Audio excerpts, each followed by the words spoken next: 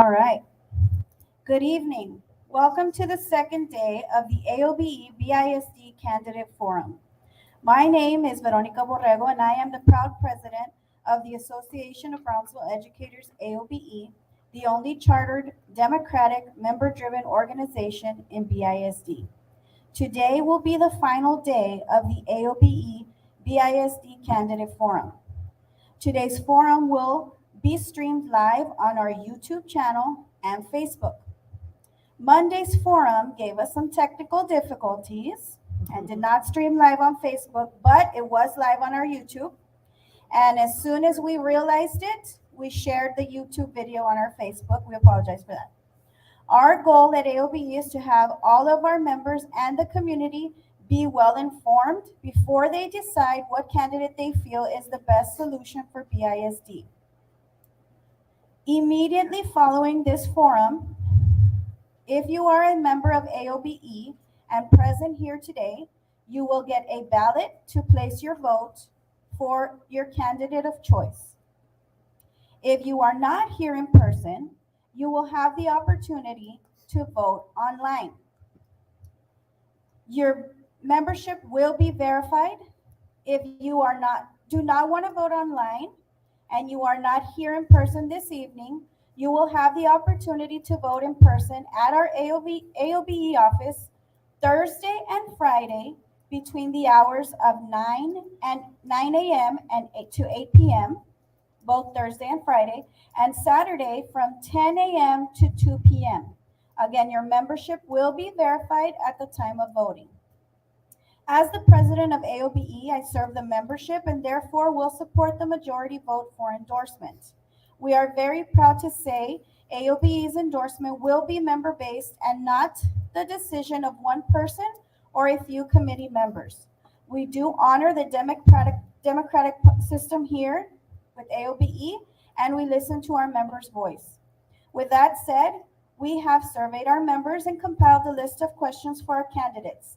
The questions are in 5 categories: safety, salary, compensation and benefits, workload, discipline, and other. Tonight's categories will be workload, student discipline, and other. Every candidate will have 2 minutes for introductions, 1 minute to answer questions, and 5 minutes for closing statements.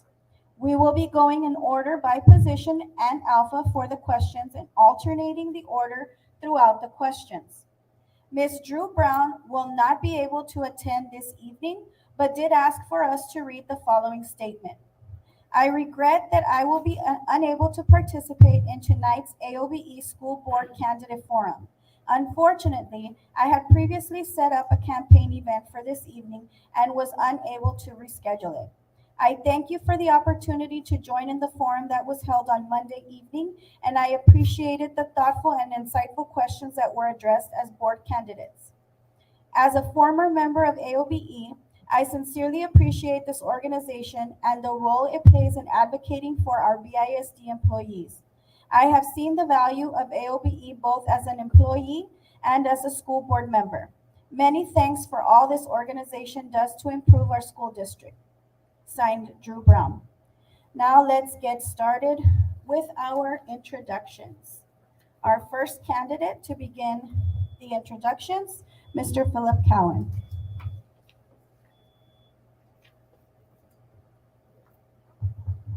Thank you very much. Once again, I want to thank you for allowing me to come and speak with you and talk to you about what I want to do for the school system and for you as teachers and staff members. I want to reiterate some of the things I went over yesterday, the day before yesterday. Actually, I've been doing one event every night for a while. And anyway, I said to you before that one of my main goals is safety. I'm very concerned about safety of our campuses, our children, your safety in the campuses. I want to make sure we beef up safety so that we don't have to have teachers, pick up, the slack over here and do their own protection. I want to see a solid foundation for wages in the future. Right now we have budgets in the red. That's not good. And I made some suggestions last time about looking at instruction versus support staff and some of the other stuff. that needs to, and figure out some way we can go ahead and be sure that you can get these wage increases and a steady flow of income for the future. And also put in step increases for all positions, classified and teaching. I would like to see the stress levels go down at campuses. I think teachers are overworked.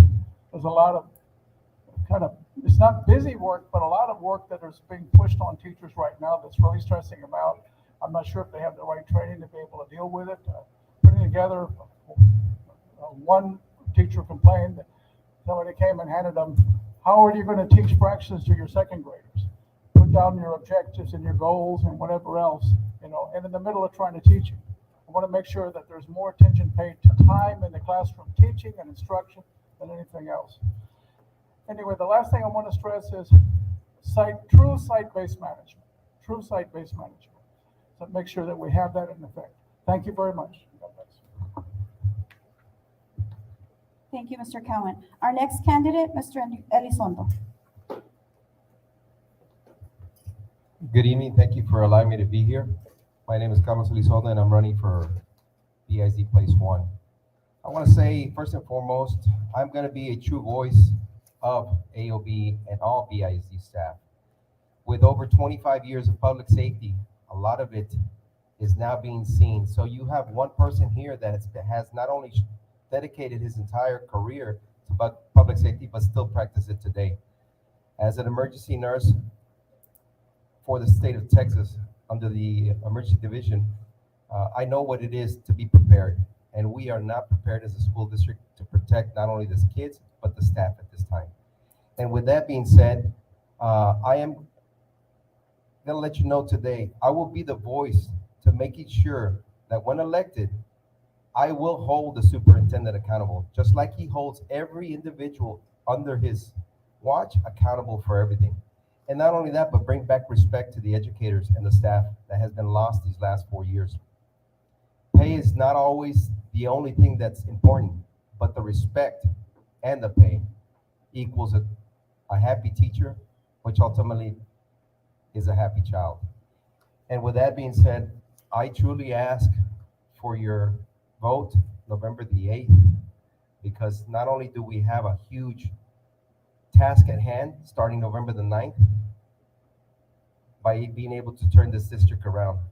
I tell you what happens on a daily basis. My wife is a counselor at school.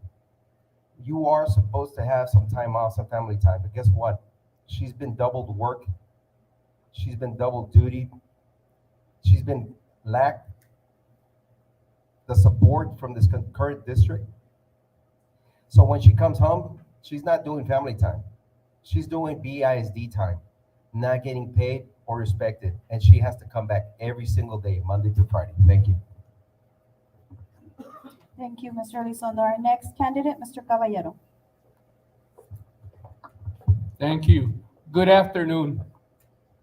On Monday's debate, everybody asked me, why are you so serious? I'm a very serious person when it comes to the business of kids and the staff. I'm very focused when it comes to education. I've had very humble beginnings, and education has been my way to reach the new heights that I in my family had ever seen. When I started this journey, I woke up next to my wife and I told her, I've done 40 years of education. I was on my way to setting up an investment company, and I said, the guy upstairs is telling me not to do that. I'm going to give that advice free to anybody that wants it. And then I landed a bomb on her, and I said, I'm going to run for school board. That's the direction that I'm taking. My focus is to serve this community, not to take from them. And then I said, there's a couple of things that I must do in order to be an effective leader, not just only in the school system, but also in the community. I said, I will not accept any money from anybody. No vendors, no special interests, nobody. The only people that I accepted money for this campaign, I have 3 F's, I tell people, for the first time in my educational career. From my family, from my friends, and from my fundraisers. I am not tied to anybody. I will not accept any funds from anybody simply because my integrity as a leader, I have a name brand to protect, and that's Caballero. Don't forget that. Thank you. Thank you, Mr. Caballero. Our next candidate, Ms. Garza. Hello, my name is Denise Garza, and I'm here today asking for re-election for BISD Place 2. From the moment that I was elected in November of 2020, I began working, and I have worked every day. I have worked for all teacher organizations. I have also worked for employees who are not part of teacher organizations. I have even guided some of them to sign up for some teacher organizations. And we have proven in these 2 years that we value our teachers' salaries. We brought up their salaries that had not been done in many years. We value our classified employees because many of us could not get the job done without that classified employee working next to us. And we finally brought them forward to $15 an hour. We guaranteed our bus drivers 40 hours a week. Previously, board had removed the 40 hours a week from them. Our bus drivers have a very important job, and that is bringing our children to school every day in the mornings and at nights. So we have worked for our employees. We have worked for our community. I have brought back the integrity to this seat, and I continue to work for you all.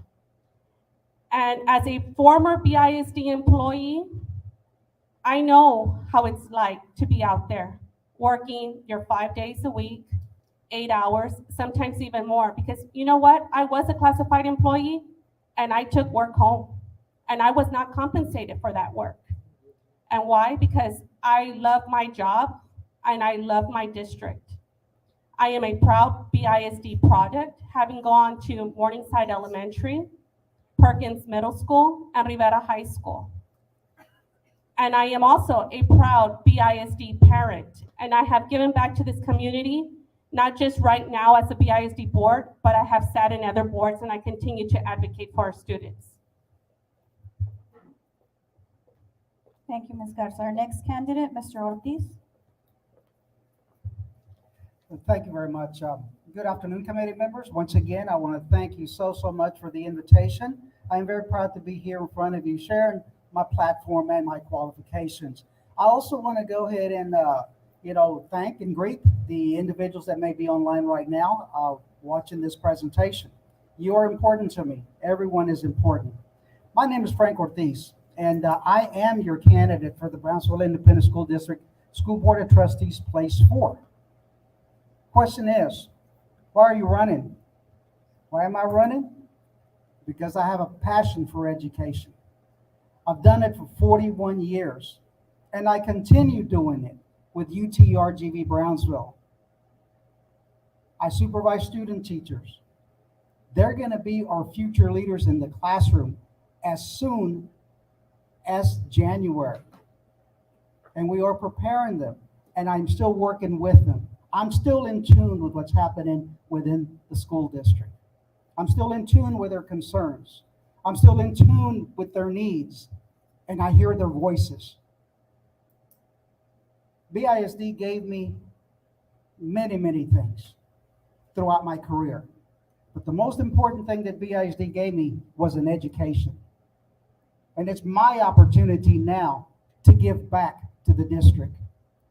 And I am willing to serve on this board as your place for, that I've been elected to place 4. I do want to represent you. I will hear your voices and I will answer your voices. That's my pledge to you. This is why I'm running, and this is what I have to give back to the district. We talked about safety. It is my biggest passion at this point in time. I talked about compensation. It continues to be my biggest concern. I've talked about the lack of respect, and that still is my biggest concern as well. Thank you, you, Mr. Ortiz. Our next candidate, Dr. Tipton.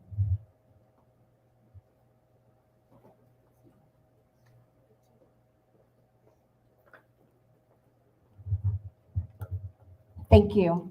I am Dr. Prissy Roca Tipton, and I am running for BISD Place 4. I am a proud product of BISD. I went to El Jardín Elementary, Martin Elementary, Russell Elementary, and I also went to Stell Middle School, and I am a proud Hannah Eagle, class of 1990, and a proud four-year letterman in basketball. This year marks my 21st year in higher education.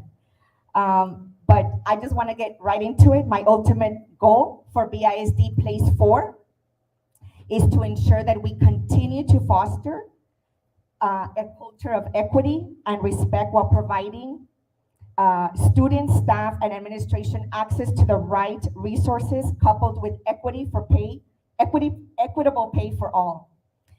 And despite a global pandemic that we are faced with and a spike in healthcare costs, I am committed to balancing a budget without any tax increases to provide savings to our working families while preserving a healthy reserve fund. We all know what happened during the pandemic. We all had to stay home for 4 months, and we committed to continuing to pay our staff during that 4 or 5 months. So having a healthy reserve fund is very important. I am committed to seeking competitive bids to seek best value, preserving a positive self-insurance fund to ensure that we do not increase our healthcare costs. I am committed to closing the wage gaps for our teachers, certified and hourly, keeping our schools safe, ensuring that our bus drivers maintain the 40-hour work week, investing in the education and training of our security guards necessary for them to secure a peace officer license. Last but not least, I am committed to address the learning loss to ensure that all our students graduate college and career ready. But most importantly, I am committed to addressing the mental health needs of our students, staff, and family through best practices. Thank you. Thank you, Dr. Tipton. We will begin with question number 1, and starting our question number 1 responses will be Mr. Cowan. Question number 1.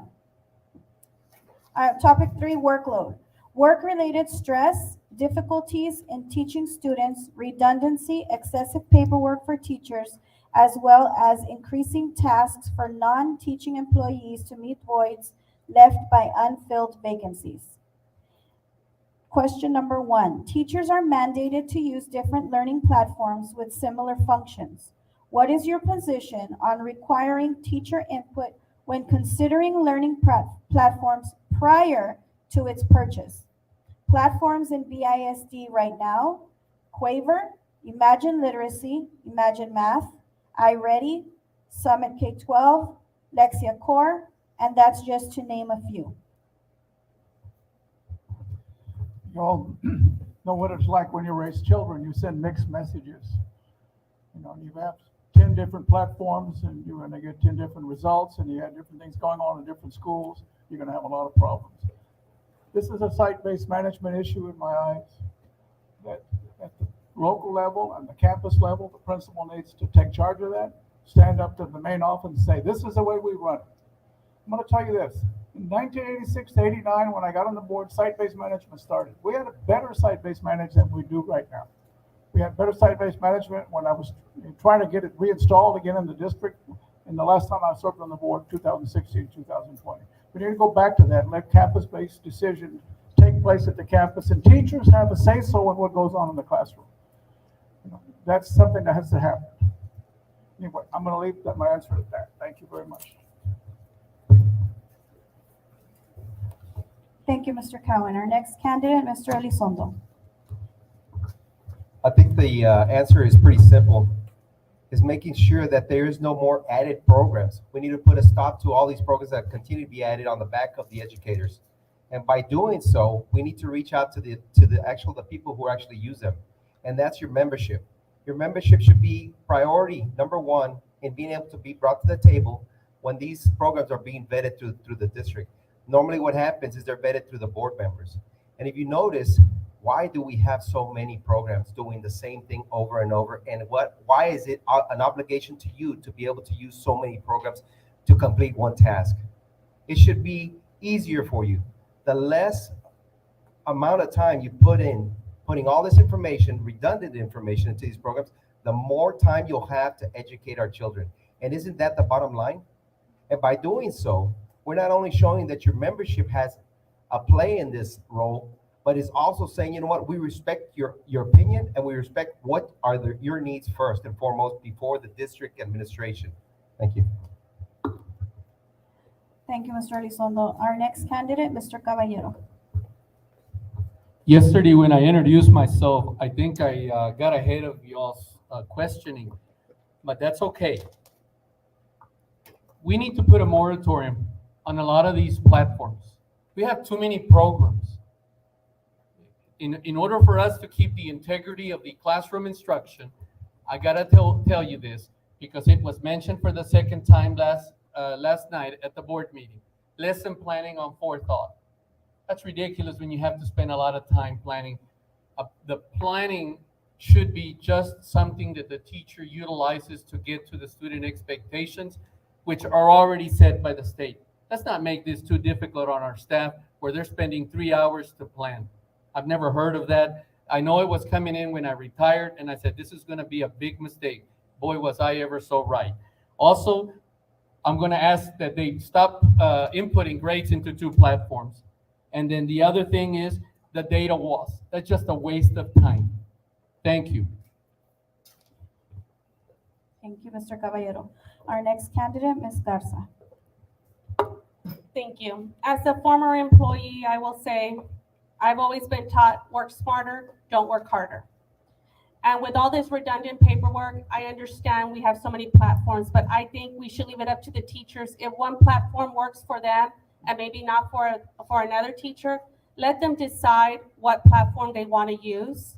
And with a grade book, you know, putting grades in 2 separate programs, I'm not for that. I was once a data entry clerk, and the grades that we received during grade verification was through grade speed. So if that other program does not feed into the system for report cards, we need to eliminate that. But I do agree, we need to leave it up to the teachers to use the programs and the softwares that they want to use that helps them educate and teach our students. And also bringing up a committee. Let our teachers who are using these softwares, let them decide what programs our district should bring into the table for approval. Thank you. Thank you, Ms. Garza. Our next candidate, Mr. Ortiz. Thank you. I've been attending board meetings for almost a year. And since then, I've been hearing this concern come up all year long. I heard it last night again. So the question is, what action are we taking to listen to our teachers, to listen to our organizations that represent our teachers? There's absolutely no place in the classroom, you know, for redundant teacher paperwork. You know, they're in the classroom to teach. You know, they're being asked to do unnecessary things such as unnecessary paperwork, the duplication of programs. You know, our teachers are overwhelmed already. They have many, many other duties that they perform. Morning duty, after school duty, lesson plans, grades, faculty meetings, grade level meetings, department meetings, ARDs. I can go on and on. But are we listening to them? I will listen as your elected board member, and I will take action. Thank you. Thank you, Mr. Ortiz. Our final candidate for question number 1, Dr. Tipton.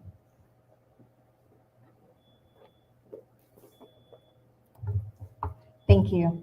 I just want to add that we want to remind everyone that addressing the student learning loss post-pandemic began almost a year ago. And it's very fluid. It's very fluid.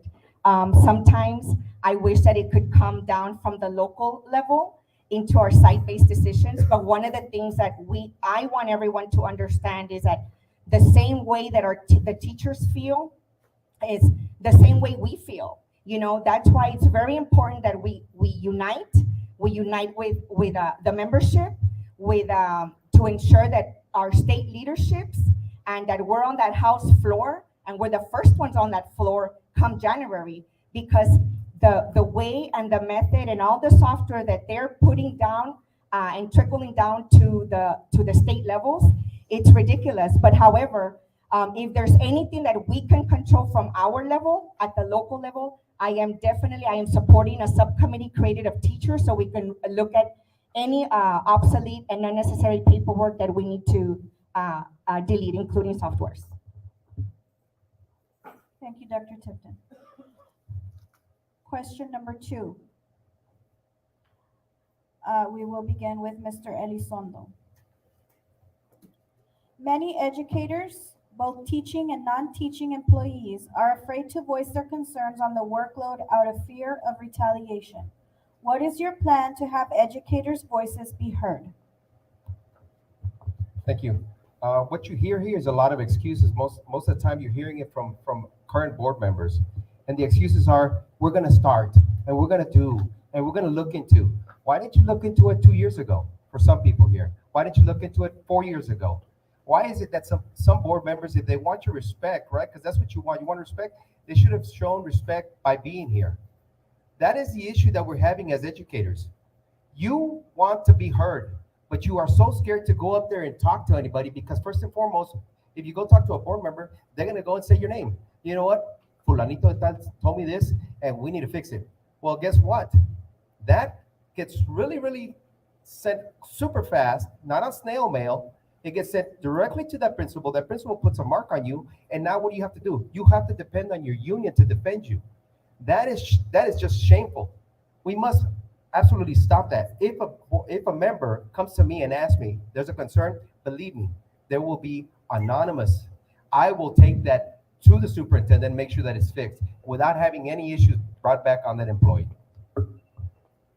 Thank you, Mr. Elizondo. Our next candidate, Mr. Caballero. During the course of the last 9 months, as we even go to the boardroom, we have conversations with people, and these are people that have worked alongside me as their ex-colleague. He says, "Don't talk to me. If I'm seen with you, I'm gonna get retaliated against." That is shameful.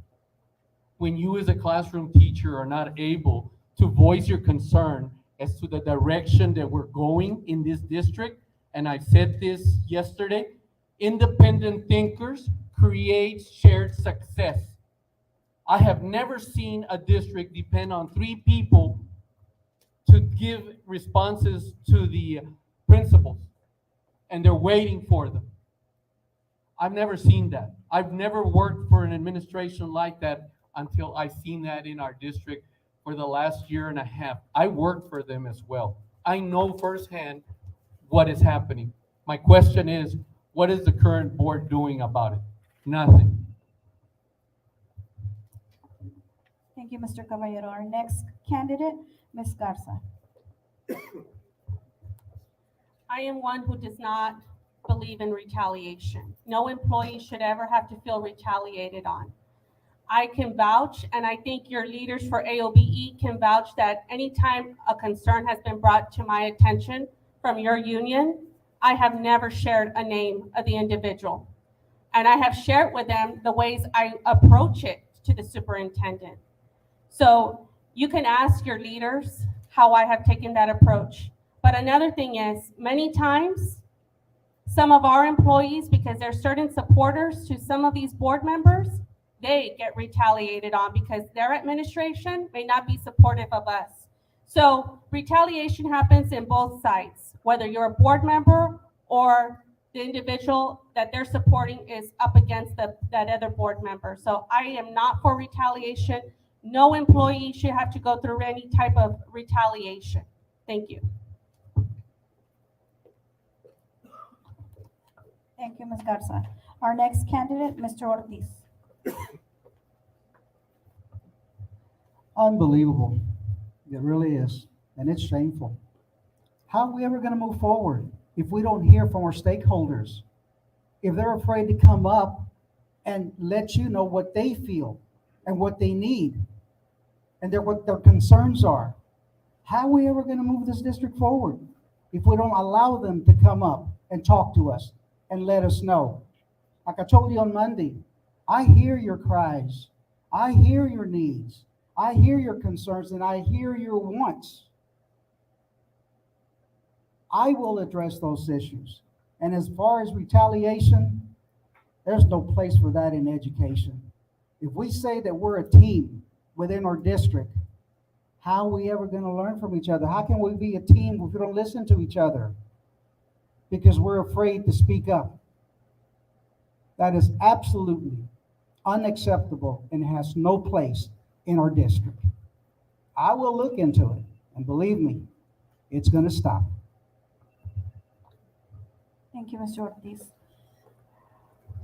Our our next candidate for question number 2, Dr. Tipton. Would you like me to repeat the question? Many educators, teaching and non-teaching employees are afraid to voice their concerns on the workload out of fear of retaliation. What is your plan to have educators' voices be heard?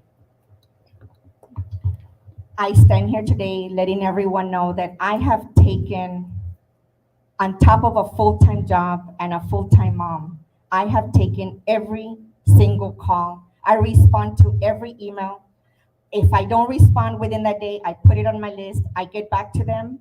I not only these union leaders, Miss Ida, but their members as well. I have never seen an issue. I mean, in fact, they actually say thank you for always returning our call. Even people who post things on social media or people call me, did you see this? I don't know these people, these constituents. I find a way to get a hold of them. I always like to face the problems first. And regarding retaliation, yeah, there is no place in BISD for that, not in me, and there shouldn't be anywhere in this world.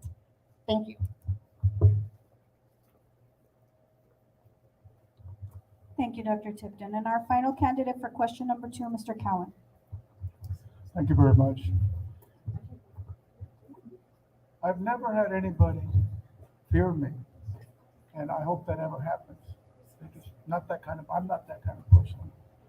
I know when Mr. Elizondo was fire chief, his fellow firemen feared him. I see people fear Miss Brown. When I was just trying to get a position on the ballot, people would move away from me. They didn't want me to stand next to them. I mean, just accidentally didn't want me to stand next to them. This was ridiculous. But you don't have to fear me. You know, if you don't want to nominate me, I'll still love you. Thank you. I love you too. Thank you, Mr. Cowan. Our next question, we will begin with candidate Mr. Caballero.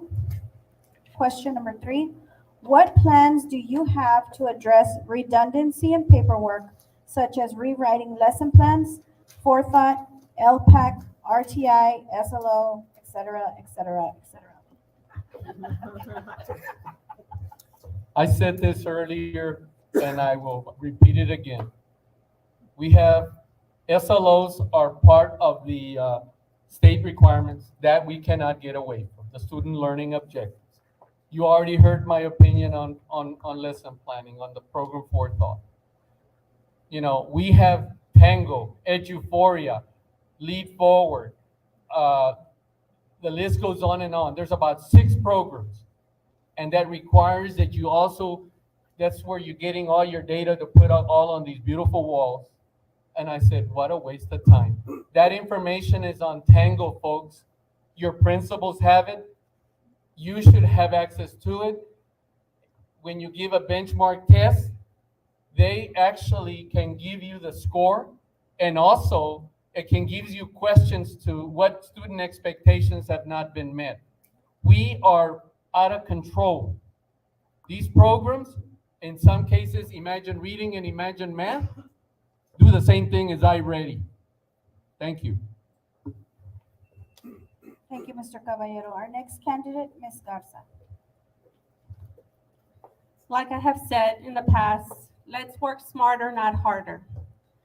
And with this redundant paperwork, I am for removing a lot of it. Of course, whatever the state requires, we need to comply with the state. But if there's something that we need to put into our employee handbook and, you know, let our teachers teach, I am for that.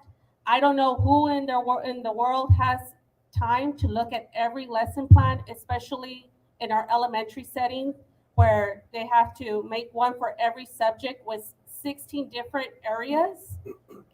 To me, that is ridiculous, because a lesson plan does not determine what a teacher is teaching to our students. And I think we have proven that our teachers are excellent, because we are an A-rated district. And we're an A-rated district, why?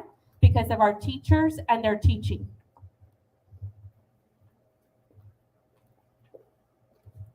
Thank you, Ms. Garza. Our next candidate, Mr. Frank Ortiz. I hear you, et cetera, et cetera, et cetera, et cetera, dot, dot, dot, and it keeps on going. Yet what has been done about it? There's no need for redundancy. I've already talked about that. There's no need for duplication. I've already talked about that. You know where I stand. We need, and I told you on Monday, as a school principal, I was always a committee person.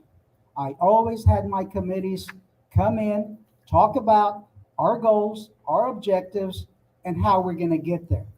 Tell them, this is where we want to go. How we get there is up to us. Do we want to take a straight line, or do we want to take a bunch of curves? You tell me. You are the ones that are in the classroom. The only thing is about site-based management.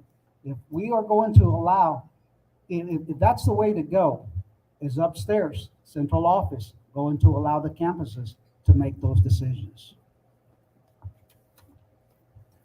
Thank you, Mr. Ortiz. Our next candidate, Dr. Tipton.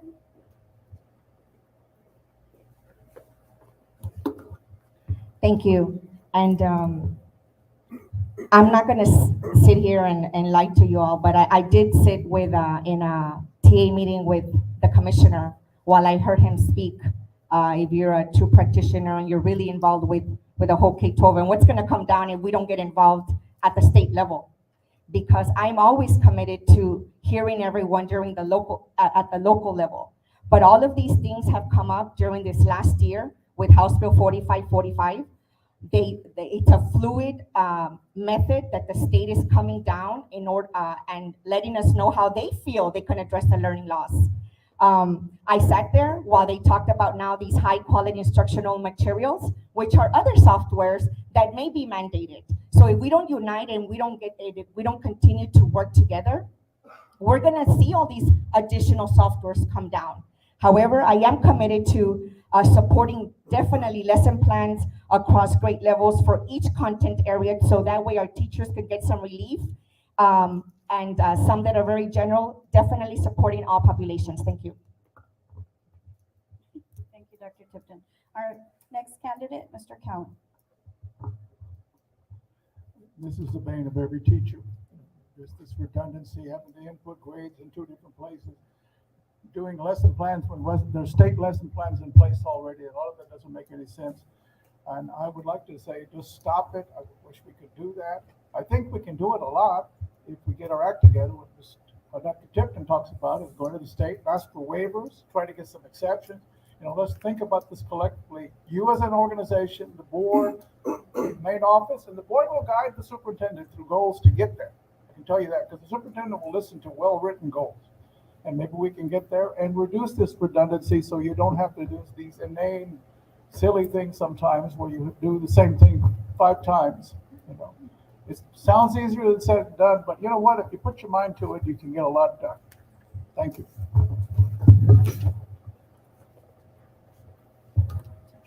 Thank you, Mr. Cowan. Our next candidate, Mr. Elizondo.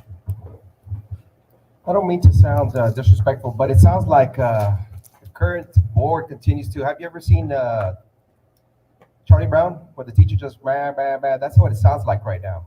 All we're hearing is, I promise, yes, most definitely, I will do it. But has it been done? You're talking about 4 years. 4 years to date. We're telling you, these gentlemen up here are telling you what we think that should be done on the basis that the membership is driving these concerns to us.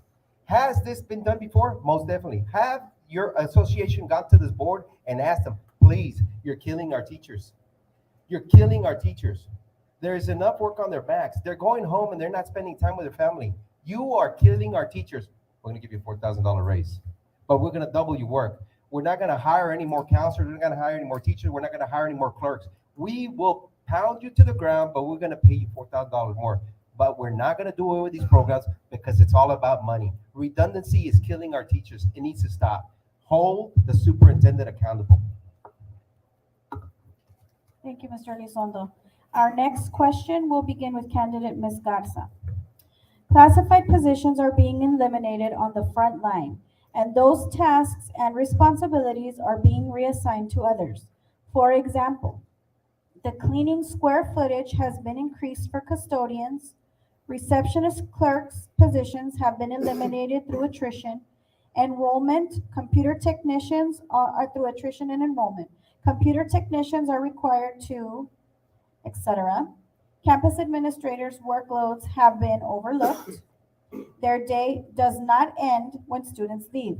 They are required to attend extracurricular events such as games, competitions, etc. We have a lot of etceteras. They are required to cover classes, perform employee evaluations, perform administrative tasks such as payroll, to be test proctors, etc. What solutions can you offer to address the overload on all these employees? Thank you. Well, I will say, as a former classified employee, in the 2015-2016 school year, my position was cut. And I worked in special services, and I was the only person that did the position that I did. No one else was trained. And I was reassigned to a high school to become a data entry clerk. I had not done data entry clerk in a while. So I understand that this has been happening since the 2015-2016 school year. And when I found out a few weeks ago, after reviewing some compensation plans, that attendance clerks were cut from our middle schools, it was very disheartening. I believe there is certain positions who should not be counted on the enrollment. And those are your secretary, your front office clerk, your data entry clerk, your records clerk, your attendance clerk, and your parent liaisons. These ladies or these individuals, they work very hard. And also deans should not be cut from the enrollment positions. So this is not new. It has been happening in 2016, and I do not stand for it. Thank you, Ms. Garza. Our next candidate, Mr. Ortiz.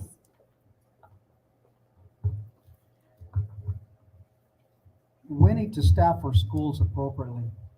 And this is why we need to listen to our members, to our campuses, to our administrators on what is needed on those campuses. When I was a principal, I'd show up to the campus. All of a sudden, the teacher was gone. We're looking for the teacher all over the place. I didn't even get a courtesy call as a principal telling me that that teacher had been cut.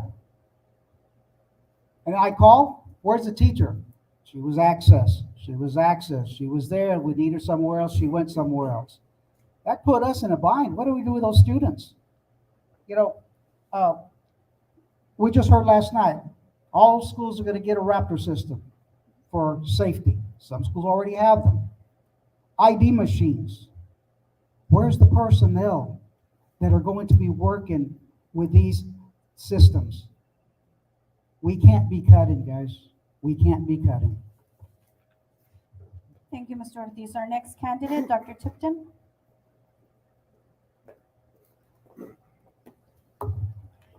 Thank you. I've always said, and I'm one to always accept that no one is perfect, and no plan and no compensation plan is perfect. I've said it from year one, and I said it, when we adopted this last budget. One of the things that we focused on was the inflation. Our community was hurting. The wage gaps, they had been stagnant for over 10 years. We focused on it. It was one thing at a time. One of the things that we realized right now is that, like I said, there's nothing that's perfect. We are already looking, last night we voted on a compression study. We are already looking at that staff ratio. We've talked to some members. and some schools that do need their attendance clerk, their data clerk. And so we do need to go back to the drawing board. And I'm always a good sport to go back. And just because we've adopted something doesn't mean that it's there until next year. I'm always a good sport to go back and look at it again. Thank you.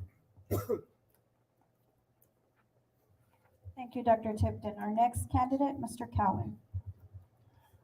Thank you.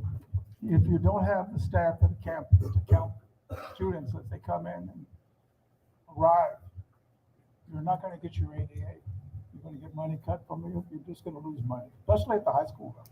You don't have somebody counting. I'll tell you, I was on the board 86 to 89. We had 36,000 students during that period. 92 to 95, we had 38,000 students. The central building was a middle school.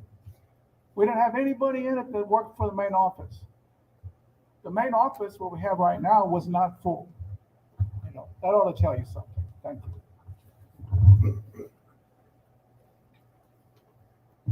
Thank you, Mr. Cowan. Our next candidate, Mr. Elizondo.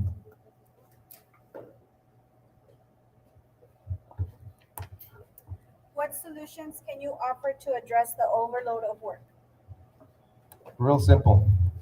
No excuses. Your membership knows what you want. Your membership knows what you need. All we need is for the current board, unfortunately for them now, it's an election cycle. They might not have this chance again November the 8th. But you have been telling them, not just last month, but for the last 2 years for some of us, 4 years for most of them, but they have not listened to you. It has fallen on deaf ears. All we hear is, you know, what happened in back then, what happened over there. Mr. Cowan said back in 1886 or 1986. We're blaming everybody but ourselves. This current board had a chance to do something in 4 years. They decided not to listen to you. But guess what? They're listening today. They're answering your questions today, but everybody is most definitely yes, and we'll do it. We'll start a study. We'll do a study for another study and another study. We need action now. Como decía mi abuelita, basta, it's over. We need action today. Thank you, Mr. Elizondo. Our final candidate for question number 4, Mr. Caballero. I carry 40 years of experience in this business. I know every aspect of everybody's position. I was a teacher aide all the way to an assistant superintendent. I think that we need to take our superintendent out into the field and make him working outside in the heat as a custodian and make him clean. He'll get an idea of what it is to have some of these positions cut and overload custodians. He ought to come out here and see how the principals are facing the rigors of their daily routines. And instead of me seeing them, how they've broken their spirits. And, you know, some of them are in tears. I see some of the folks at the classified in the office, how their spirits are broken, too much work. Our current board, I don't know, they keep saying, like Mr. Elizondo states, we're coming back to that. I gotta tell you, you're acting too late. The time to act is today. And today starts with the new movement, the new change. Thank you, Mr. Caballero. Our next question will begin with Mr. Ortiz. Due to the increased non-compliance of DH Legal by interfering with the teacher's planning period, what are your thoughts on providing a day every 6 weeks for planning? Good question. As a principal, and I go back and I say as a principal, because I have that experience. I was there. And like I told you, I don't know everything, but I've experienced a lot of things. I think that's a great idea. I used that format when I was a principal at Aiken, Ben Bright, and Cromac. We would take a day and we would go and have a planning day for each grade level, not the whole school at the same time, different day for different grade levels. And we would provide them a whole day for them to be able to plan. Now, We had to budget for it. We had to budget for it with our own campus budget. But it was very, very successful, and the teachers were able to get a lot of things done as far as planning. They were very grateful to that because through SBDM, we decided as a committee, as a campus, what was best for our school. And that's the way that we did it, and it worked very, very well. Thank you, Mr. Ortiz. Our next candidate, Dr. Tipton.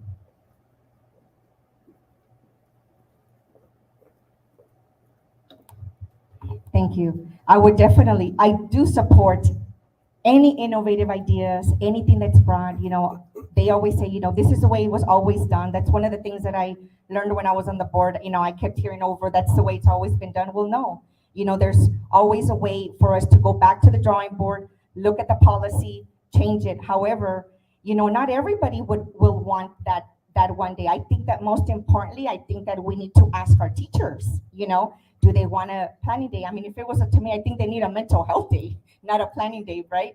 But so in addition, I would also, support that. But definitely, I would support it if that is what the voice is of our teachers. Definitely. Thank you. Thank you, Dr. Tipton. Our next candidate, Mr. Cowan. Thank you very much. Seems like we have some problems with planning on the campuses. And I understood that we were not in compliance, if I heard the question right. Is that correct? Well, we need to get in compliance. We don't want to get in trouble with TDA. But one of the things that we need to do is we need to give teachers their planning time when they have it during the day. That's very important.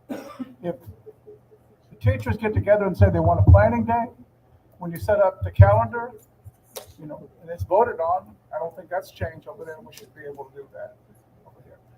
But the planning period that you have, it shouldn't be preempted. There are middle schools I know where the principals and the assistant principals just take the time away from the teachers, and we're going to do something else. And that's not the way to get things done. You need to go ahead and give teachers a moment of rest to be able to collect their thoughts and be able to develop the instruction for the next period and get ready for the rest of the day. Anyway, thank you. Thank you, Mr. Cowan. Our next candidate, Mr. Elizondo. Thank you. I would love to hear what my opponent would have to say, but she's absent. Because she has been an educator for, I think it's 30-some years. I have not, but I sure have listened to the educators that have come to me and told me, it's not only something that should be given to you. By law, you're supposed to have a planning period. And that has not been given to you. It's been taken away. Why? Because they're not allowing more people to go in there and help you. They're taking away that force. So what do? They put it on your back. My wife eats lunch for maybe 5 minutes before her door is being knocked on because she has to see a student. It's not only affecting the educator, it's affecting every BISD employee. But do I support a whole day? Most definitely. I wish it could be more. But because you don't get it now, should you get it? Yes, most definitely. Not only that, if they interrupt your planning period, it should be paid because now you're back on the clock. Thank you, Mr. Elizondo. Our next candidate, Mr. Caballero. As the principal, I had monies in my budget that were allocated for planning every 6 weeks. All the math teachers met from 2nd to 5th, and they planned their 6 weeks. They ran their copies. They were prepared for instruction. I did the same thing for reading, and I did the same thing for the writing. We were prepared. We had a plan since day one. My administrative team and I planned for it, and it's essential that these things get done. I will support it 100%. My question is, do they have enough money in their budgets to do that today? And I hear yes, but I don't see action that's being taken at the board and administrative level. So we got to come back to things like this in order to make us successful. Thank you. Thank you, Mr. Caballero. Our final candidate for question number 5, Ms. Garza. In a perfect world, this would be great, a great idea. But honestly, as a board member, we have board roles, and these are campus-based decisions. You know, like Mr. Caballero said, he budgeted for something like that on his campus. But unfortunately, we don't have all administrators that think like that. We do have administrators that want to pull all employees and stretch them and doing everything else. And it's not just with our teachers, it's happening also to our clerical staff and to our paraprofessionals. They're having to do many jobs. I was one of those that had to eat at my table and my desk while I was working. And I would still have to clock out, but I was eating on my desk because there was not enough time in the day to get the job done. But it is a campus-based decision, and we need to hold our administrators who are not staying in compliance, we need to hold them accountable. And I would like to know what administrators they are so they can answer to us.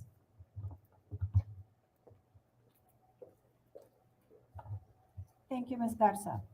We will be moving into our next topic, discipline. Educators feel unsupported when it comes to student discipline. We will begin question number 6 with Dr. Tipton. Should concerns with student enrollment discourage implementing consequences to a student's bad behavior?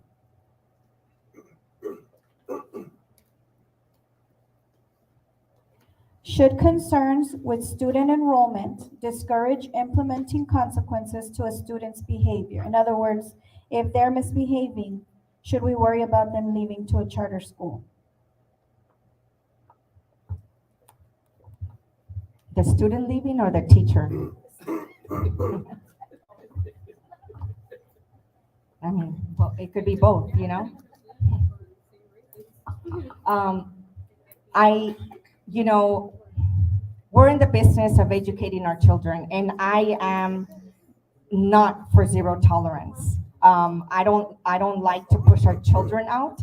I really think that it's very important that if we have student discipline, that we work together with the parent and that we develop everything that we can possible to redirect that student, to bring in the family, to work with that family. It's very easy to maybe see a physical wound in a student, but it's very hard to see that emotional wound. I advocate, I'm always gonna advocate for the student. I'm also gonna advocate for the staff, but it's a very soft spot for me to stand here today and, you know, not work with any student who has discipline problems. Thank you, Dr. Tipton. Our next candidate, Mr. Cowan. I think that there's levels of discipline and the reasons for it. And one of them, violence, I think needs to be dealt with severely and quickly. Person needs to be removed from the school setting. I'll tell you this, don't worry about the charters. They're not going to ask for these students. They're not. You know, they're going to try to send their students to us. So that's not going to be the issue with us in terms of it. But bad behavior needs to be taken care of. The school system has a beautiful campus out dealing with the Brownsville Academic Center that deal with severe issues. I think you can do a lot of settings in the campus where you deal with discipline problems there that separated. You need to deal with the whole student and not just students in categories, so that you don't, you know, you could have mental issues that we're dealing with, other things that we don't know. Some people have to be alert and pay attention to what's going on in a student's life. I don't want to push students out of the life for violence, and then drugs on campuses, no. They need to be dealt with. Thank you, Mr. Cowan. Our next candidate, Mr. Elizondo. Thank you. I think the issue comes back to, remember what we heard the other day we were here, the team of 8? So I think it's not just about pushing that student out. I think that student has probably already gone through the process. And the teacher or the campus is at their wit's end. And by allowing that child to be there, not only, it's like the rotten apple. You put that apple within the other ones, guess what? They all become rotten. And I think that it's not a first, okay, you're misbehaving, you're out of here. I think they've gone through the process. And the process has failed us because you know that the current board has specifically and publicly gone out and said team of 8. So all they have to do is go right up to the top. The team of 8 will decide. They'll say, you know what? That kid goes back to that school. So ultimately, the decision of the campus is not being honored. The decision of the instructor or the teacher or the staff or the dean or the paraprofessional or anybody that's having those issues is not being honored. That needs to stop. The team of 8 is no longer going to exist November the 9th. We are the team of 7, and that's what needs to happen. Thank you, Mr. Elizondo. Our next candidate, Mr. Caballero. Thank you. In the year 2000, Mr. Wally Jackson sent me to Perkins Middle School. And at Perkins Middle School, we had a lot of issues with drugs, violence, and I put a strict plan in place. Some of you in the audience might have worked for me, and you saw the effects of what happens when you put a plan together that had no room for violence, no room for drugs. We cleaned house there in about 4 months. We got rid of stuff like this. And I'm going to tell you something. If you don't have good, strong discipline, you don't have instruction. You don't have instruction, you got teachers complaining to the principal. And if we allow parents to come and try to advocate for their child when we have had violence or drugs, we're going to start losing our population, other good kids, because of a lack of attention on our part. We got to do better than that. Thank you. Thank you, Mr. Caballero. Our next candidate, Ms. Garza. This is a very, how can I say it? I advocate for children. So any child who's dealing with, going through issues, what are they going to do? They're going to act out. And I think as educators and any educator, and it could be even an office clerk talking to this child, sometimes they just need that extra support from someone at campus that shows that they care. But I have never once received a call from a child who's been acting up and the parent complaining. I think those are the parents that do not complain about the discipline of their child, because majority of the time, they just don't know what's happening at school, nor do they care. It is very important that our administrators do set that discipline on their campus, because when an administrator sets that tone, the kids will follow. Because I worked at Cummings, and let me tell you, we did have a very tight ship there, and our kids, being that it was the downtown area, they behaved very well. Thank you. Thank you, Ms. Garza. Our next candidate, Mr. Ortiz. Thank you. There are consequences in life for things that we do, or things that students do. We do need to have disciplinary consequences, but we also need to reach out to the parents and work with them. We need to support our teachers. We don't want to tell our teachers, well, set your class, you take care of your discipline. We don't do that. We have to step up to the plate and offer that support to our teachers. Bring in the parents, offer them support, okay? It is a team effort in a sense like that. We just, and like it was said a little earlier, those are not the students that we're going to lose. If we don't have strict disciplinary practices on our campus, we're going to lose the kids that don't make any problems. Those are the ones that we're going to lose, not this other student, because they're going to send them back to us. Not only will we lose those good kids, we're going to lose our teachers. So there has to be a support system in place, but there needs to be consequences as well. Thank you, Mr. Ortiz. Moving on to our next question, we will begin with Mr. Cowan. This is a follow-up. At times, district administration overturns a campus-based disciplinary recommendation. Should student discipline be campus-based or district-wide? I think it should be campus-based, period. Thank you.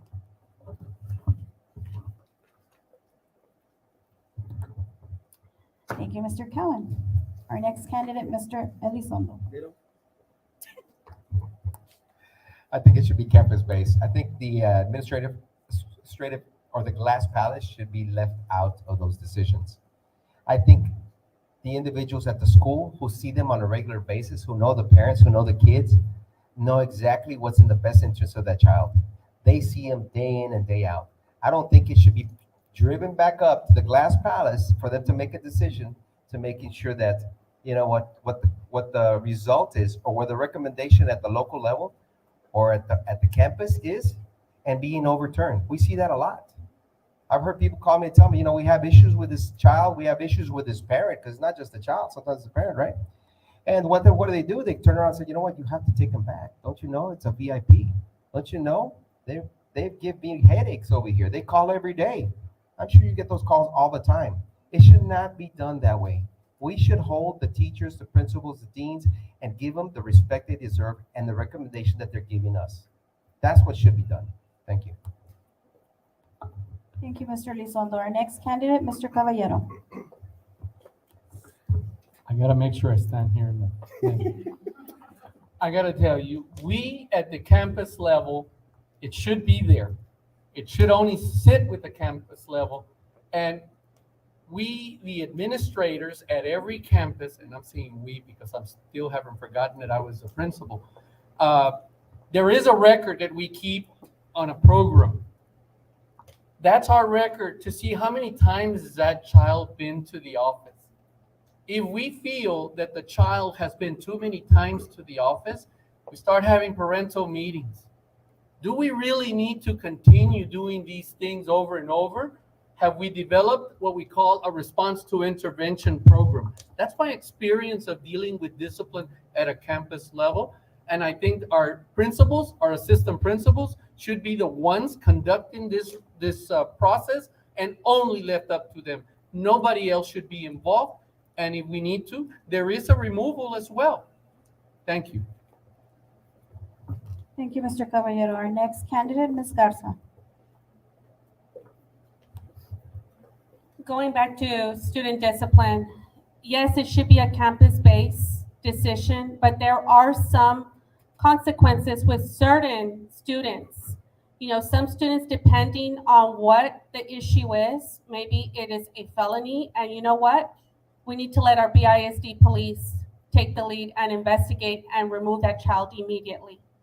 But all discipline should be with the child and the campus administration, along with the support of the parents, because we do need to work with our parents on the discipline issues. You know, we need to find extra support for our parents if they can't handle the child because the child's acting up on campus or off campus.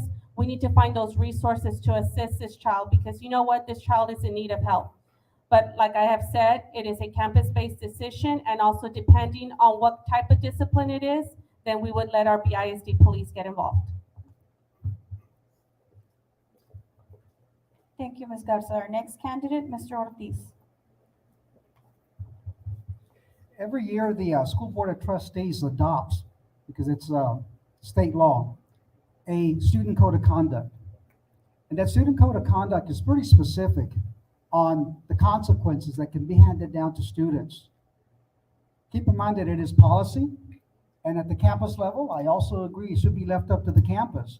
We just need to make sure that we take a look at the student code of conduct and that we are within policy. And it's got a wide range, okay, of things, steps that schools can do. The problem is that sometimes they follow the policy and they do what they need to do at the campus level. Parent goes upstairs. We get the call and say, sorry, you know, you have to take that student back, or you can't do that. That's the problem. We need the support at the campus. If campuses are going to take control of student discipline, we need to support them. Thank you, Mr. Ortiz. Our next candidate, Dr. Tipton.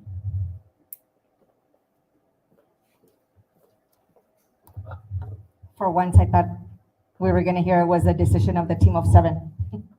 But, you know, we have policies in place and we have procedures in place.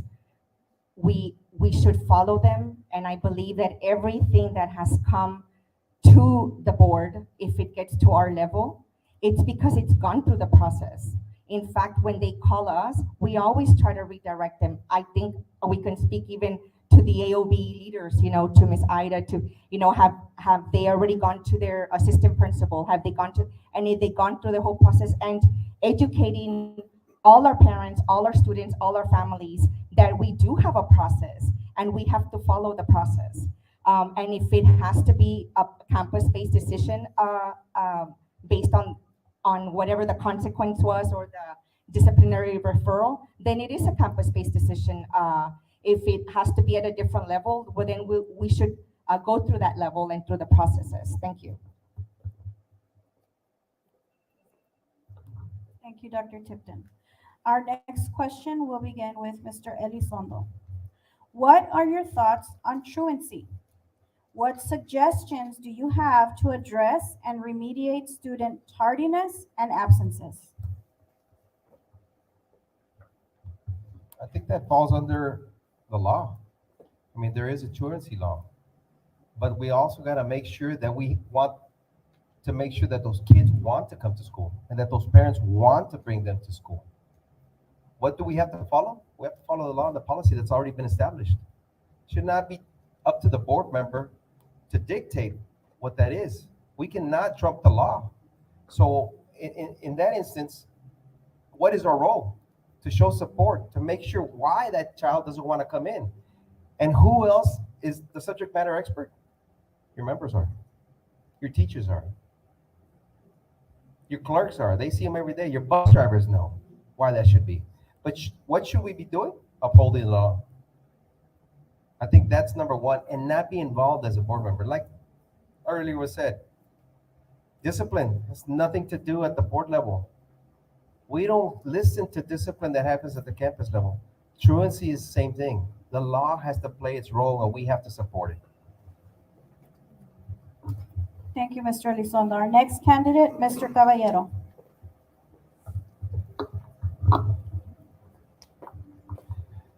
Absences, we already have personnel in our campuses, your parent liaisons.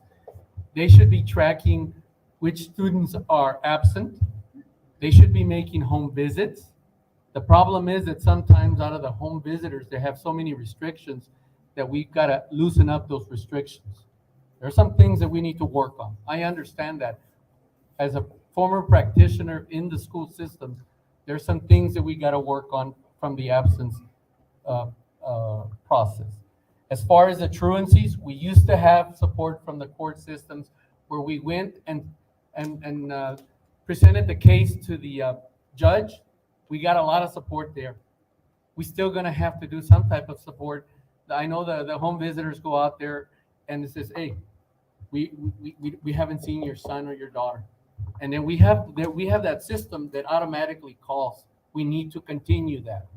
So yes, we are having a tough issue with that in place at this moment. And we're gonna have to work together. Thank you. Thank you, Mr. Caballero. Our next candidate, Ms. Garza. Truancy is not a board role, but I will say we have awesome parent liaisons out there who are working very hard every day, checking on absences, calling parents, and doing home visits. But I will say because of their funding, there's only certain things they can do. And that is one of the job responsibilities is to monitor absences and do home visits and to notify the parents when they cannot reach the parent at home. But I will say our parent liaisons right now are doing an awesome job, and truancy is not a board role, and it is a campus-based decision. I do know about 10 years ago, they used to go through the JP courts. I'm not sure if that is still happening right now. I think some home visitors might have probably stepped away from sending those 10-day notices already. I'm not sure about it, but if we're not getting support from the JP courts, I think we need to start talking to those JPs to help us out. Thank you, Ms. Garza. Our next candidate, Mr. Ortiz. As far as truancy, when I was a principal also, we had a great support from the JPs. We would certainly work with the parent, we'd give them the warnings, we'd make an appointment with the JP, send in the paperwork, We go in, and a lot of times that would take care of it. Many, many times. But unfortunately, like I said, I don't know if it's happening anymore. And if that's not the case, I think we need to reach out to them again for support, because it does put a dent in truancy. As far as absenteeism, I think it's been discussed already. We have great, great parent liaisons that go out there and make the home visits. A lot of times, they leave notes, 3 or 4 notes, and we don't get a response from the parents. As a principal, I used to go out there with my parent liaison. I said, let's go out there and find out where this parent is. It'd be the same thing. We'd knock. Sometimes they'd look out the window. They'd see me and the parent liaison. That door would never open. But they do a great, great job, and we need to support them. Thank you, Mr. Ortiz. Our next candidate, Dr. Tipton.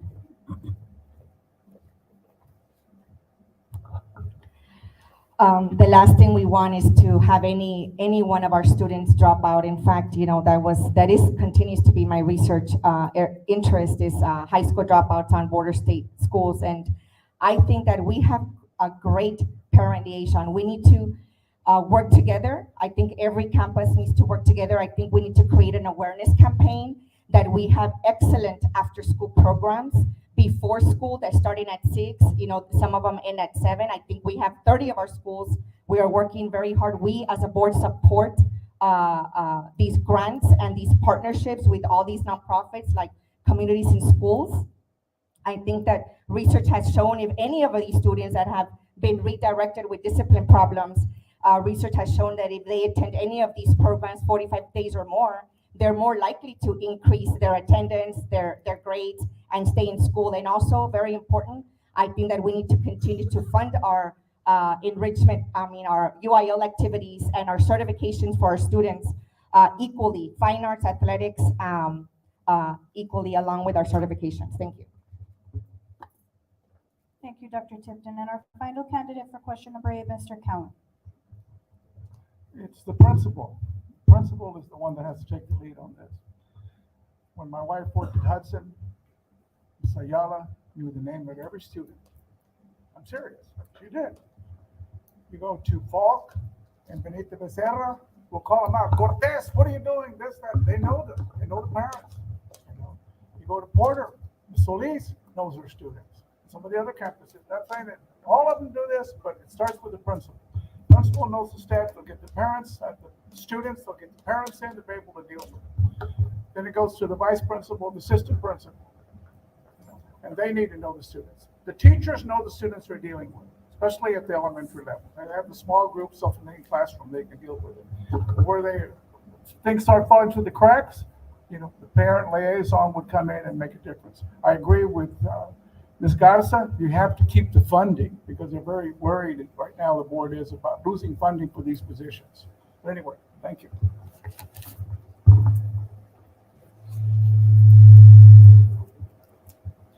Thank you, Mr. Cowan. Okay, our next question begins with our final topic, other. Our first candidate up for this question is Mr. Caballero. How will you ensure there is a checks and balance system without micromanaging the district?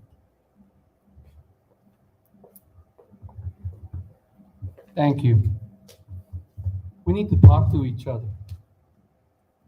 We need to open up those lines of communication.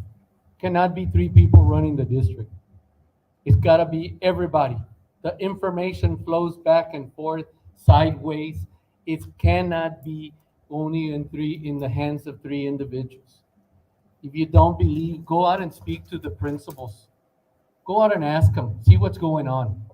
As a board, as a current board, this isn't happening today. Okay? They say it is. It is not. No, ma'am, I disagree with you. It is not. You need to talk to your principals. You need to talk to your teachers. Teachers are hurting out there because of these issues. They're afraid to get retaliated against on. You haven't done anything about that. I have a problem with that. And we tend to get to the bottom of this real quick after November the 8th. Thank you, Mr. Caballero. Our next candidate, Ms. Garza. How will you ensure there is a check and balance system without micromanaging the district? When you become a board member, you go through all these trainings, and governance is one of them. We are not allowed to go micromanage because how are we supposed to hold our administrators accountable? We're allowed to make recommendations, and it's up to the administrators, which is the superintendent, because he's our only employee, to take those recommendations. Now, if he decides that he doesn't want to go with those recommendations and follows through with another idea of his, it's up to us to hold him accountable to see if it worked or if it didn't work. But you learn all that through governance training. And it's easy when you haven't sat on this position to understand.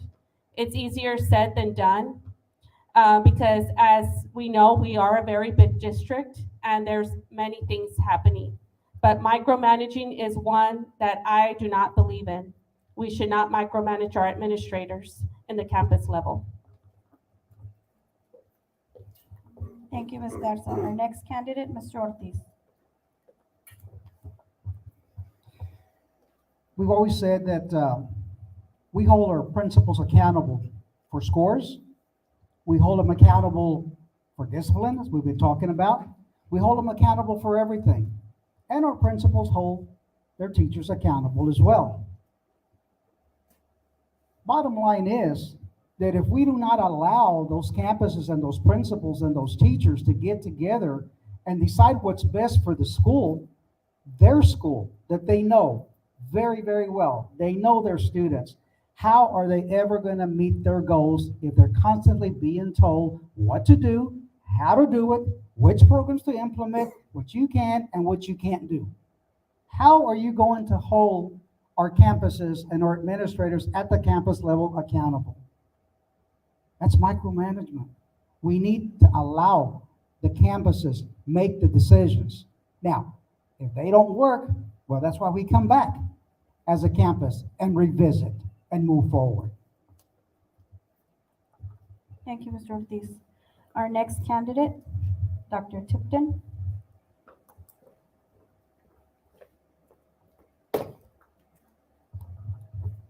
How are we going to have checks and balances without micromanaging? Some of the board members, current board member just mentioned the governance training.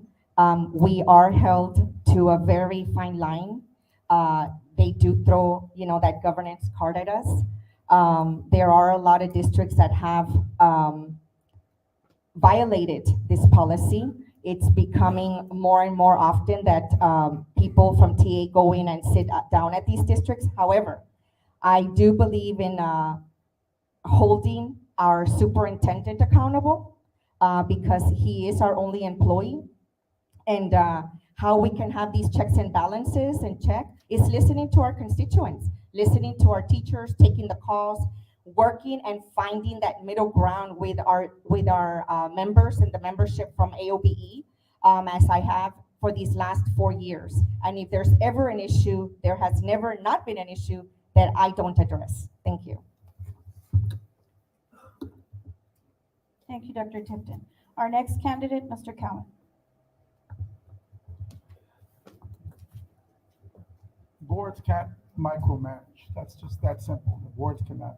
What boards need to do is set goals and hold superintendents accountable. And you can judge a person by what they've done in the past. I'm the only person in this room, and I am, who hasn't been involved in the dismissal or separation of 4 superintendents when I'm on the board. 4, not 1, but 4. I know how to do it when it needs to be done. I don't have the problem, removing a superintendent and getting it done. It's devastating sometimes to the district when you do this. Okay, so you have to be careful. Some school systems have gotten rid of superintendents because the superintendent wouldn't jump every time a board member wanted the person hired or whatever. I hear tough talk from Mr. Elizondo, tough talk from some of the other people here. It's not that easy. You have to set your goals, and you hold the superintendent accountable based on those goals. You have to have measurable goals, and if you don't set measurable goals, you're not going to be able to judge. But if you do, then you have something to work with. Thank you.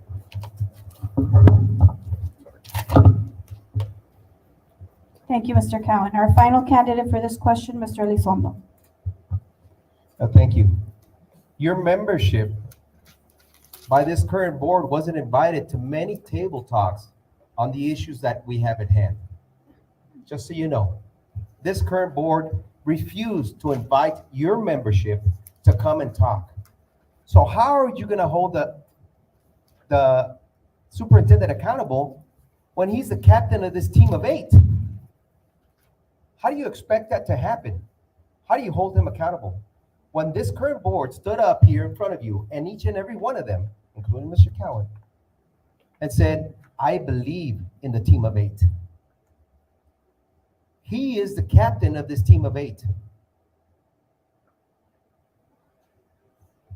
There is retaliation, and it's alive and well in BISD today. You must stop that, and you have the choice to do that. This membership has that choice. November the 8th, retaliation stops in BISD. Thank you, Mr. Elizondo. Our next question will begin with Ms. Garza. Many employees feel disrespected by the superintendent. How will you ensure he changes this culture?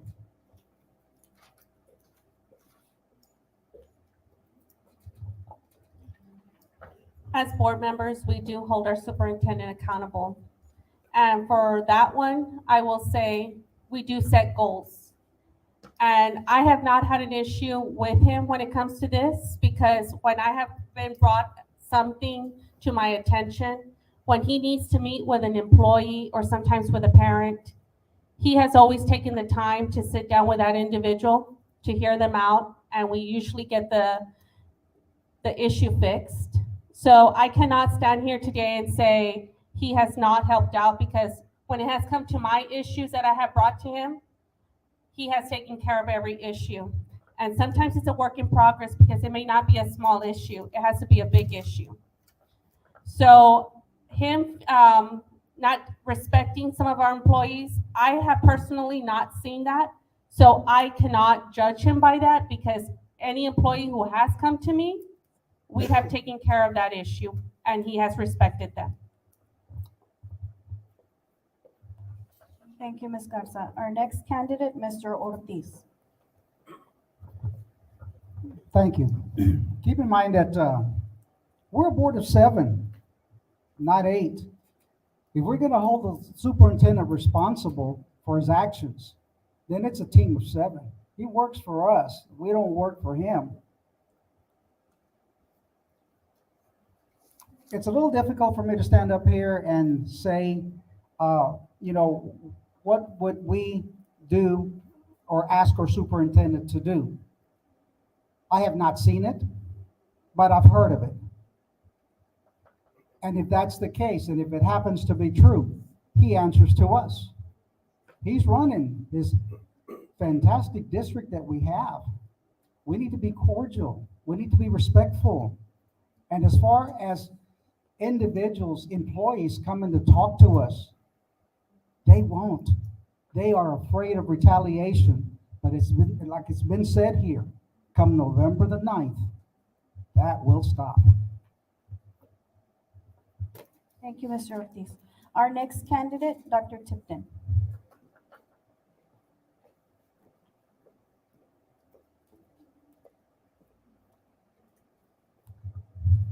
Thank you. I just want to say that my family laid that foundation.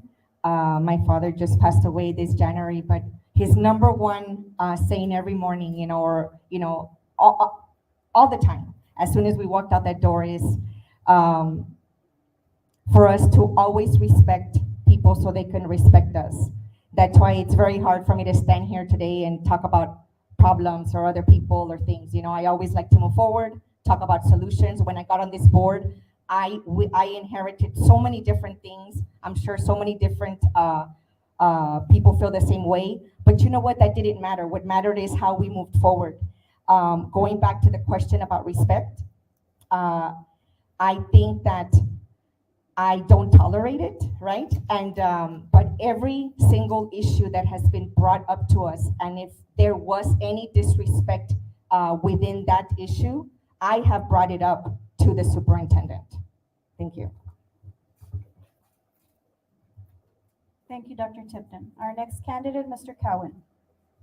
I want a clarification on the question. Did you say that the superintendent is guilty of being disrespectful to employees? Is that what you're saying? Many employees feel disrespected by the superintendent. How will you ensure he changes this culture? Okay. Well, I don't agree with the premise of the question. I really don't, and I'll tell you why. Because, I'm an attorney, and I don't do that to people in a public forum. I'm just not going to do that. But I will tell you this, is that if there is some disrespect going on, it needs to be brought to the attention of the board, and it will be dealt with. But, in this kind of a forum, we're dissing somebody, as my daughter would say, and it's not the right time to do it, and not the way to do it. What I've heard right here was just the opposite. November the 9th, the retaliation is going to begin, starting with the superintendent, And if this is what you want, you're going to get it. I'm just worried a little bit about this rush to judgment and kick the superintendent out. We have an A district, a person has done it twice. Before you get rid of him because somebody felt offended or something like that, and run him off, be careful. Be careful. You're dealing with a person's career, but you're dealing with our children's lives and your careers by essentially trying to trash the superintendent. I don't mean you be, but the premise of the question is he did do this, and I don't agree that he did it because I don't have the proof that he did. Thank you, Mr. Cowan. Our next candidate, Mr. Elizondo. Many feel disrespected by the superintendent. How will you ensure that he changes this culture? So the question is many feel, right, Mr. Cowan? And I have to say, you know what? Many do feel that way. And if you're asking yourself, what are we going to do? We're going to hold him accountable. And what you've heard consistently up here is that we will hold him accountable November the 8th, because that's who is going to be there November the 8th. You're going to have Caballero, you're going to have Elizondo, you're going to have Ortiz there. We are going to be able to hold him accountable. And the reason I tell you this is because the current board gave him an extension to his contract. How are you going to hold him accountable when you've given him an extension to his contract after you've been disrespected? Not only that, but we increased his salary to $432,000. Do you feel respected? Do you feel safe? Do you feel that you've been taken and being considered? I'm sure the answer is no. We must stop this, and it's not a threat. It's holding the superintendent accountable for his actions, just like he holds you, each and every one of you. Thank you, Mr. Elizondo. Our final candidate for this question, Mr. Caballero. Thank you for the lecture, Philip, but that's not acceptable. Okay? I'm going to tell you something. I just got information this afternoon and I'm following up because we have people pictured with me. I hear they're getting retaliated against. And we're going to address that. Okay? Because I was endorsed by a teacher organization. I hear they're getting a write-up. I already know who they are. We're going to get to this. So if you all feel that that's not retaliation, I don't know what else I can tell you. That's not acceptable because somebody supports me and he feels threatened. Well, tough luck. I know the superintendent, Mr. Cowan. I worked for him for a year and a half. This is not the same man that you all are saying he is. We've got some issues. And I'm here to tell you, I do not put him on a pedestal. The way he treats people, closed doors, he doesn't meet with them, not acceptable. Yes, November 9th is coming.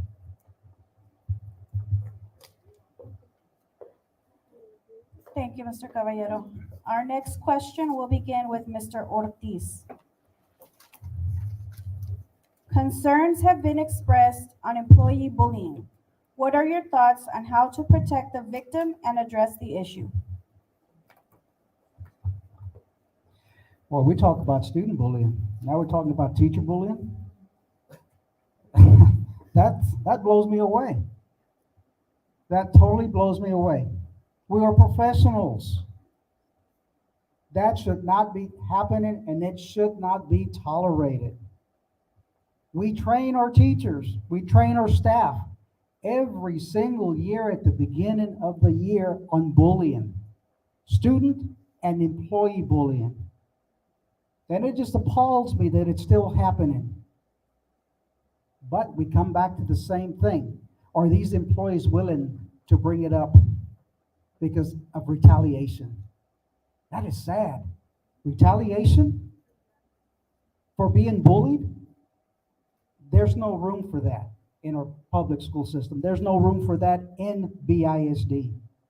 We need to be able to hear from the individuals, and they need to come out and express their concerns, and it needs to be taken care of.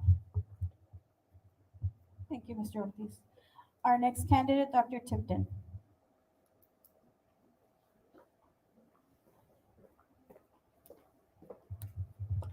Thank you. Once again, we are a zero bullying district, wall to wall, right? I think that no one should be bullied. Our students, our teachers, our families, none of us should. But we do have processes and we do have policies, and that's a good thing, that there is a democratic process. We have procedures that even former boards have said, and they've been great. We have followed them. Like I said, there's always room for improvement if there's any gaps within that process. That's what the board is there for, to listen. What can we do as a board? We can, I actually have received calls, and I let them know, and the process, I educate them, I guide them, I tell them what they need to do. If there is any type of confidentiality issues that they have, we try to take another direction with the members, with the leaders. But I have been there, and I have redirected them to follow the process. Thank you. Thank you, Dr. Tipton. Our next candidate, Mr. Cowan. There are state laws dealing with bullying, and they need to be followed. That's just that simple. If some bullying is taking place on a campus, and a particular student is bullying another student, that in some cases needs to be reported to the state. It's not up to a principal or a staff member or teacher to decide whether they're going to report it or not. They have a legal duty to report. So bullying is really kind of like against state law. I haven't heard of bullying on campuses in terms of with teachers and staff by students. I mean, I'm not sure if the question included that, but students bullying other students is against the law. And they can't do that, and it needs to be addressed with. The higher degree of bullying, it could border on criminal behavior, and it could be a felony depending on what's going on. In the case of trying to get somebody to commit suicide, I understand that is a felony. But anyway, it needs to be dealt with very severely because it's a very serious issue. These kids are very tender, and some of them commit suicide based on bullying, so we can't put up with it. Thank you, Mr. Cowan. Our next candidate, Mr. Elizondo. We know there's bullying, and it's alive and well in the school district, and it's allowed. Not only is it allowed at a campus level, it's allowed just about everywhere.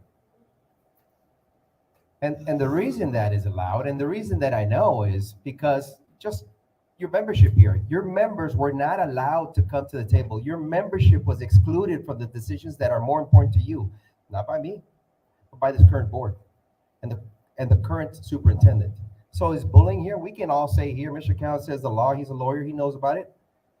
He can say it's illegal, but you know that it's alive and well in BISD, and you know that this current board hasn't done anything about it. We can all sit here and blow whistles and say that it's illegal and it's wrong, but the proof is in the pudding. Have you been disrespected? Do you feel that you can go up to this current board and say, you know what, I'm having issues?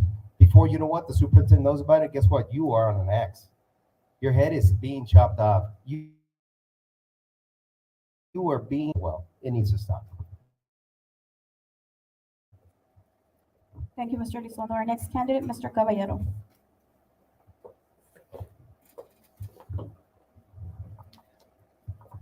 Sometimes there's questions that I get really into the question. I have a passion for this business. I have a passion for working with individuals. And I have to tell you this, when I hear we've done with a lot of the bullying with the kids, but I've also seen bullying with teachers. I've seldom, maybe once had it in my career of 40 years. And I've been very fortunate because I've had great teams that I worked with. Am I against it? Absolutely. There are policies. We will follow those policies and make sure that everybody is doing what they're supposed to do in a classroom setting, in a school environment. This has no place in our society as well. So we really need to put full force into this area. And I tell you, if we all work together, change happens. Thank you, Mr. Caballero. Our final candidate for this question, Ms. Garza. Bullying is unacceptable. I have experienced bullying in the workplace, and yes, it happened here in BISD. And I will say, as Mr. Caballero said, retaliation, that someone was getting written up for his endorsement because he got endorsed.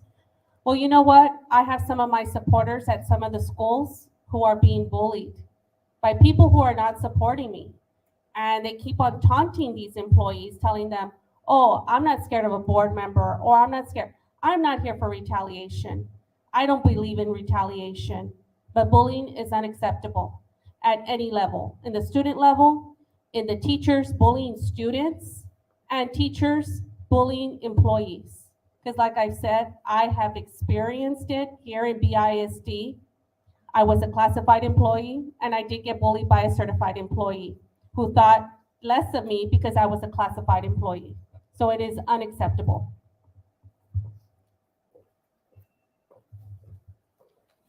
Thank you, Ms. Garza. Our next question will begin with Dr. Tipton. There are staff shortages nationwide in all positions, including education. What are your proposals to retain and attract educators in teaching and non-teaching positions?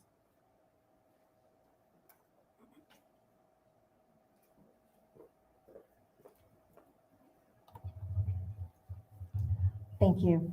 I think that one of the solutions to that is to continue to pay high competitive wages, stay within the market, not get stagnant like we had for decades.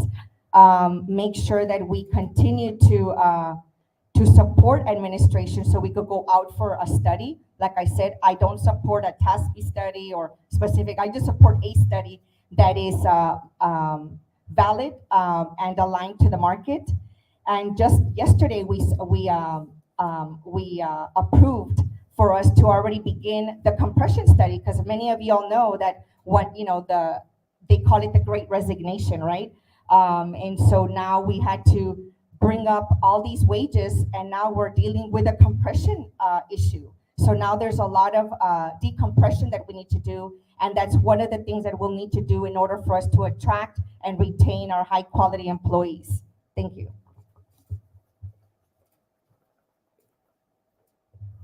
Thank you, Dr. Tipton. Our next candidate, Mr. Cowan. Dealing with staff shortages, one of the things that's very important, competitive wages, and not just competitive locally, but competitive statewide. We need to pay people on a par with Dallas, with Houston, with other areas. We were there a long time ago, and for some reason we were allowed this to get behind. It wasn't this current board that did this. This was a board about 15 years ago that had a lot of problems. But anyway, we need to get back there and compete with these big districts, because we're a big district. We're not a small district.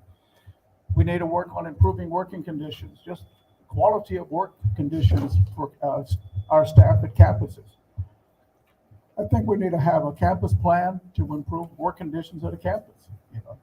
You need to work on that. And when the superintendent visits or assistant superintendent visits a campus, they need to talk about how's that plan going. What are your people? Are they happy with you as principal, assistant principal, whatever?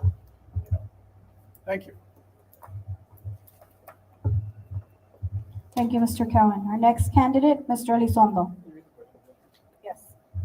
There are staff shortages nationwide in all positions, including education. What are your proposals to retain and attract educators in teaching and non-teaching positions? Well, first and foremost, we need to bring back the step salary increase. It was here, it was taken away. Not only that, show respect to the educators and the classified. And I'm not just talking about step increases for the certified, but the classified as well. We need to bring a seniority-based aspect of this. We need to treat the whole employee holistically, not just with pay, because you can pay them all you want, but if you start cutting positions and you double their work, how much respect have you given that individual? Most people just don't go by pay. They also want to be respected. They want to feel that they're valued. And right now, the way this school district is being run is they're undervaluing their employees. And they think that by throwing a couple of bucks in your face, that's it. You're good to go. No, we have to take a holistic approach, making sure that your voice is heard. And through this membership alone, and I'm telling you, because as a union man and union president before, it is a strong voice, especially when it's collective. You will make changes. Stay together. Keep fighting the good fight. Thank you, Mr. Elizondo. Our next candidate, Mr. Caballero. You're gonna hear all of us talk about compensation. You're gonna hear a lot of us talk about staffing. I'm gonna take it a little step further. I don't think we invest enough for our employees. And the reason why I'm telling you that is because we also need to take care of you and teaching you by hiring somebody in the Employee and Benefits Committee or department in our district and teaching you how to do personal finance investments. And by the time you leave our district, you should set yourselves to be at a millionaire status. I guarantee you that. I'm walking proof of that. Okay? But we don't invest. We don't care. We allow third-party people to come in and they sign you up one time. They forget about you. They put you in annuities and things of that nature instead of letting you invest with mutual funds through your 403B. Nobody's talked about that up here except me. Let's not forget that employees are number one. Thank you, Mr. Caballero. Our next candidate, Ms. Garza. As Ms. Borrego stated, it is a nationwide crisis. Education is being hit. Our public education is being attacked. What we have currently done, we did not throw money in your face. No. We valued and we saw the need that needed to be done in our salaries. This past year, we did job fairs. I think it's been a while since BISD had done their own job fair. We are working hard to recruit. Right now, it's very hard to find educators. I know educators who left the profession who still have their license. They don't want to come back. And it's not that they don't want to come back because of the salary. They don't want to come back because they found something else that makes them happy. And I respect that. But like I said, we have raised our salaries. We continue to recruit. We are an A-rated district. We are the best district. And for someone to say that we threw money in your face, no, because we're going to continue moving your salaries forward.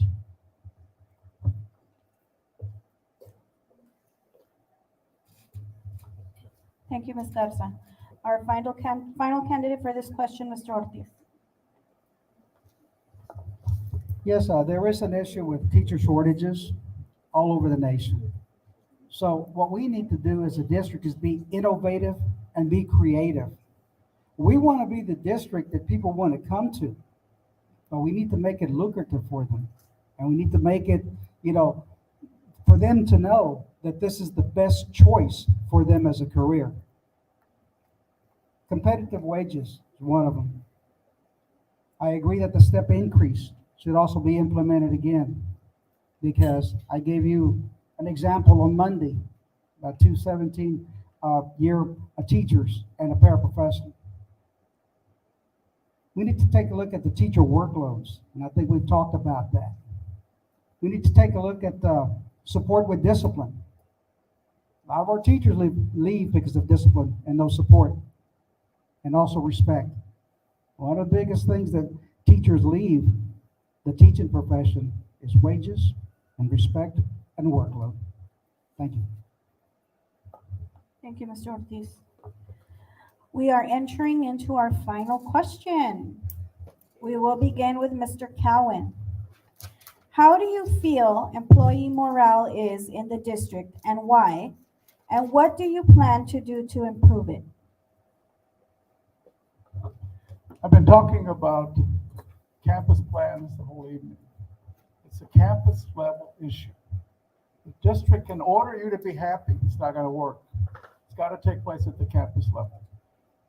And you have to hold principals accountable for what's going on their campus, for the stress levels on the campus, and you just got to do it. You got to have the guts to do it too. Principals are very powerful people on the campus. Most of the retaliation I've seen in the district isn't the board retaliating. It takes place on a campus where people fear speaking out, afraid they're going to get in trouble. And that's where a lot of the stress comes from. But it has to be a campus-based plan. The district, the board, superintendent sets goals, and then the district implements them by having campuses deal with this issue at the campus level and address the stress levels at the campus to improve. Thank you, Mr. Cowan. Our next candidate, Mr. Elizondo. Yes. How do you feel employee morale is in the district and why? And what do you plan to do to improve it? I mean, that's a pretty hard question to ask. How do I feel? I'm not the one living there. I'm not the one working there. But I do hear the concerns. The concerns every night. Monday through Friday, Saturday, and Sunday because she has to go back to work. That's my wife. How do I feel? I feel horrible to see her every night man, I have so much work. Man, I have to go take care of these kids. I have 600 students. I got to make sure that they go through the process. I'm going to follow them through their whole 4 years. Man, what am I going to do? How am I going to make that kid's life better? Those are her concerns. Now they belong to me. And I'll accept them. And I'll make sure that I do something about it come November the 9th. Because I will be obligated to make sure that I'm the voice of the membership. What is your concern? Those should be voiced to your membership, and they should be heard at the administrative level. And if they're not, they need to be heard by the board member. Thank you. Thank you, Mr. Elizondo. Our next candidate, Mr. Caballero. Mr. Cowan, lesson plans.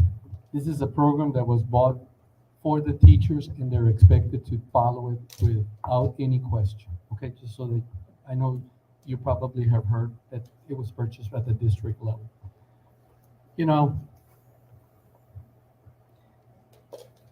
Low teacher morale is something that I spoke to since day one.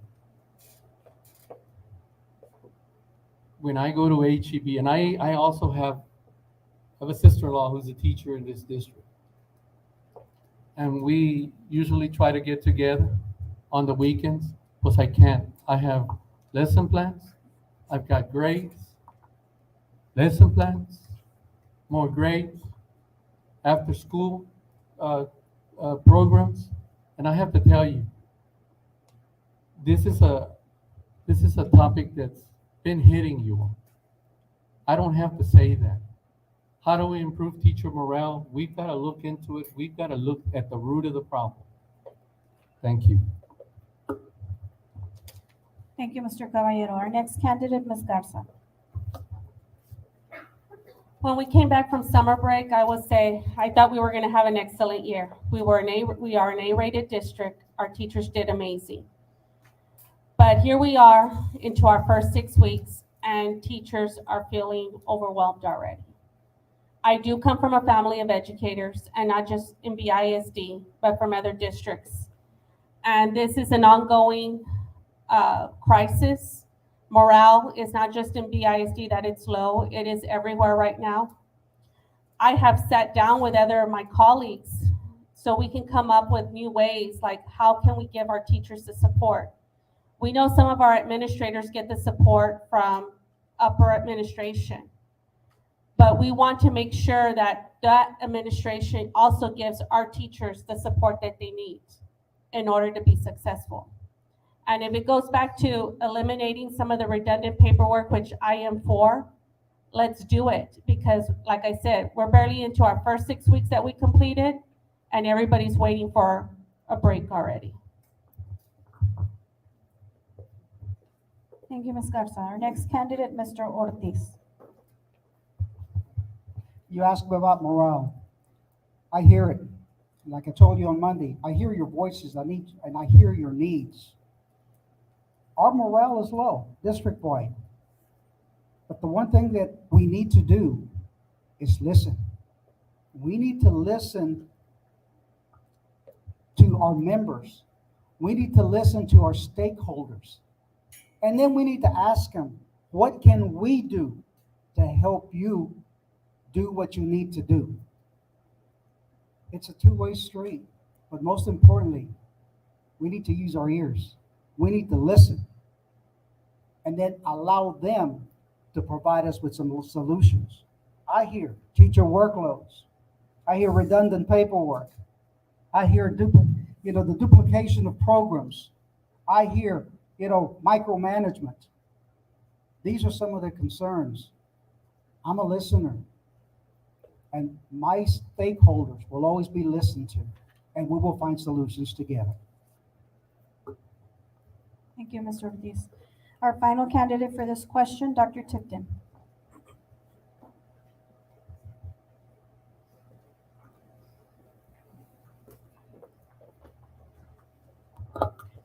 Thank you. One of the things that I've done in the last 4 years is listen to the constituents, listen to the members. It's changed. What is attributed to low morale? What was the response to that has varied through these 4 years. If you asked me in the summer or in my third year, what was attributing to low morale was the pay. If you asked me in year 2, it was the pay. We have worked very hard to meet that need, which was the pay, and we still have a lot more work.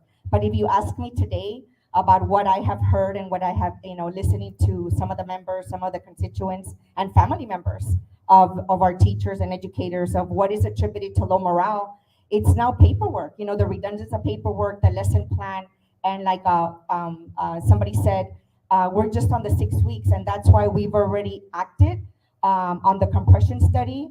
I'm already advocating to create a subcommittee so we can review all the redundant paperwork and workloads and lesson plan. Thank you.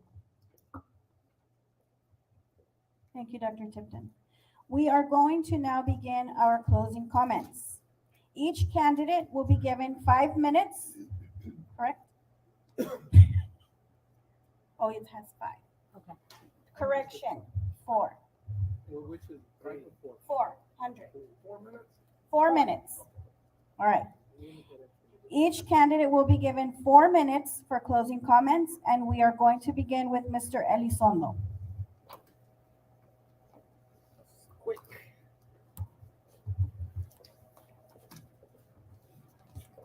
So, just to let you know, I was on the board 2014 through 2018. But let's not focus on that. We got to focus on what the issues are today. Because you'll hear a lot of people, well, 2014 through 2018, whatever it is, The situation right now is that this district has lost total respect for the employee,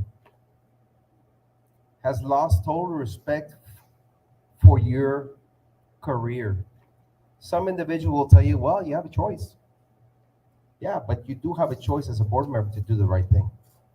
One of them is to listen. We all can stand up here and tell you, I'm going to listen. I have listened. I've been listening for 4 years. Some will tell you I've been listening for 2. But had they acted? And the answer, is no. I can say everything I want today because guess what? It's an election cycle. I will raise your pay. I will respect you. I will hold the team of 8 captain accountable. I will tell him he must not bully the employee. I will not let that happen during an election cycle. What has happened the last 4 years? Absolutely nothing. And that's why we're here today. That's why you have a choice. As a membership, you've been allowed to stay on the sidelines. How does that feel? You ask any player that doesn't play the game, at the end of the game, how they feel. That's AOBE right now. This team of 8 has put you on the sideline and kept you there for the last 4 years. They claim to listen. They've claimed to have acted. Have you seen it? You do have a choice. And as a membership and a collective membership, you have leaders that have gone up there to take your concerns to this board. And you ask me or ask them because that you trust them, because they're your leaderships, if they have done anything for you. Safety has been a huge concern and will be a huge concern. This current board wants to make you believe that they have all the intentions for you, that they are here to do the right thing. Ask yourself that question. Have they done the right thing the last 4 years? Will they do the right thing the next 4 years if you give them that chance? You've already seen it already. If you would have thought they would have listened to this membership and to their concerns, do you think they would have given the superintendent an extension and a raise? Do you think they would have cut positions and given those $12,000 up the tree or up that pyramid where it's lonely at the top? When all of you are doing the work, when you're taking the brunt force, when you're taking extra work without more pay, home. Is it fair and favorable and respectful for you to take work home and do away with family time? Because guess what? I spend a lot of family time by myself and my daughter because my wife has to sit in bed till midnight or 1 o'clock in the morning because she has to fill all this paperwork and all these requirements and all these extra duties and everything before she has to go work the next morning. And guess what? She starts at school, I think it's 8:30. She's gone by 7, sometimes by even 6:30. And she doesn't come home till after 4:30 because when she's supposed to get home. She sometimes doesn't come home till close to 7 o'clock. How fair is that for you? You have a choice. November the 8th, Carlos Elizondo. Thank you, Mr. Elizondo. Our next candidate, Mr. Caballero.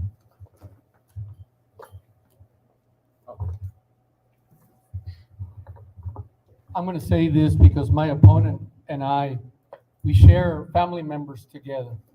And what, I know that we have had discussions up here. This is not about personal, this is business. And I got to tell you, since February, we've been seeing this happening to us. We went to all the board meetings to brush up on all the agendas or all the issues in the agenda. Since February, all decisions were being made behind closed doors, and they come out with written statements, very well written. I said, wow. Ortiz and I faced that at the beginning. It was all orchestrated due to the team of 8, and I know that. Okay? Local programs, you're going to see a differences in my politics and the differences in my opponent. Like I said, this is not personal. This is something that I have a passion for. My politics are going to be differences based on my experiences. And I'm going to say also, because I'm in a picture with an employee and you retaliate against the employee, that's not acceptable either. All of these programs that they're bringing in, all of a sudden we want to eliminate them. Who's approving them? Is it the superintendent, the deputies only? If they are, I agree with you all when you said they should be campus-based. Imagine Reading and Imagine Math is a program that I was the only campus when I was the principal that had that program. They found out how effective it was. I'm glad they joined in and started ordering it for other campuses at the elementary level. Now, they just got 2 weeks ago, they just got the iReady program. Go figure. Who's receiving a nice contract? Somewhere along the line, somebody is. We also hear about state level participation with regards to education. I haven't seen that from anybody on that board. I heard somebody the other day said they went to a conference. to learn more about what's coming. Okay, but what happens to the other board members? How engaged are they really at with our kids, with our staff? I'm going to be walking the line with you. I always, when I was a principal, I slept until 2 in the morning. I closed the day. I sent all my emails. I opened up another day for the teachers and the staff. Somebody just recently told me they're really not voting for you because you were bad with the staff. Said you better go talk to the staffs that I've worked because I had a great time with them. Did we work hard for children? Absolutely. Okay, we got to look at our staffing quotas. That's impossible. We can't continue doing this. And if you don't believe me, you watch what's going to happen to the district in December. We've already lost 26 people. You watch in December. There's a line coming. They're lining up because they're fed up with this. We talk about discipline issues and how to be nice to people and all of that. I got to tell you, you got to have discipline in your campuses. There is no way out of that. Now, there's, like I said, if we have behavioral issues, then we start developing the RTIs to help kids. If they're in special ed, we got to follow that IEP. Can't escape that IEP. Okay? I also want to say this because I missed yesterday, I missed on the Google certification. I strongly suggest that we look at those certifications. And one last thing, I got to put it in there, is on October the 18th, I have a meet and greet. I'm going to send you information. It's on the 18th, and it'll be at 30 hours. Put it in there. Thank you, Mr. Caballero. Our next, I was gonna say contestant because I got all nervous because I couldn't take the microphone. Sweating away. Our next candidate is Ms. Garza. I will say, I have continued to work for our students, teachers, and staff, and our parents. And during these 2 years, we have been successful. And why? Because I have listened to you all. You all brought up the raises, and I listened. And not just me, because I'm just one vote, but we listened. And we have continued listening to you. And many times I have heard from employees, you all have been the first board to listen. That's why we continue bringing these concerns to you all. And you all continue to listen. I am not here, like I have said, for a title. I am here to serve. I have served our community for several years, advocating for students, advocating for families. I don't know when what Mr. Elizondo means when someone says that, oh, someone's getting money from a vendor or something like that, because I will tell you, I have not received any money from anybody for a deal, because I am not a self-serving board member. I am here to do what is right. I am not going to ruin my reputation for a couple of $1,000s. I want to be able to sleep at night, and I sleep at night because I know that when I make a vote, because I am just one vote, it is the right vote that I feel is correct, so that I can sleep at night and move on. We have seen previously when administrators come to the board and administrators take care of administrators. I am here for all employees, and we have successfully listened to all our employees, from our custodians to our administrators. And a lot of people have told me, hey, Denise, I did not know you, but you're very approachable. You're very nice. You do listen. That is me. I listen to everyone. I also, like I've said, I'm here for our students. I have sat down with many students who also felt retaliated by some of their administrators and by some of their coaches. And we have sat with them and we have tried to work on those issues. So I'm not just here for teachers, I am here for everybody. And I think these 2 years have proven that I am not self-serving. I am here to do the right thing. And I ask for your support because I have done the right thing. I am not here for my family to get special treatment. My daughter says, Mom, I don't want people to know who you are because I don't want to be treated differently. So she is not out there saying who I am, and I respect that. And her teachers treat her excellent, but like I've said, we have moved our district forward. We're not going to stop compensation. We moved everybody forward, and it's not going to stop. We plan already to put some stuff in place, and we just voted on it yesterday. Why? Because we care for our employees.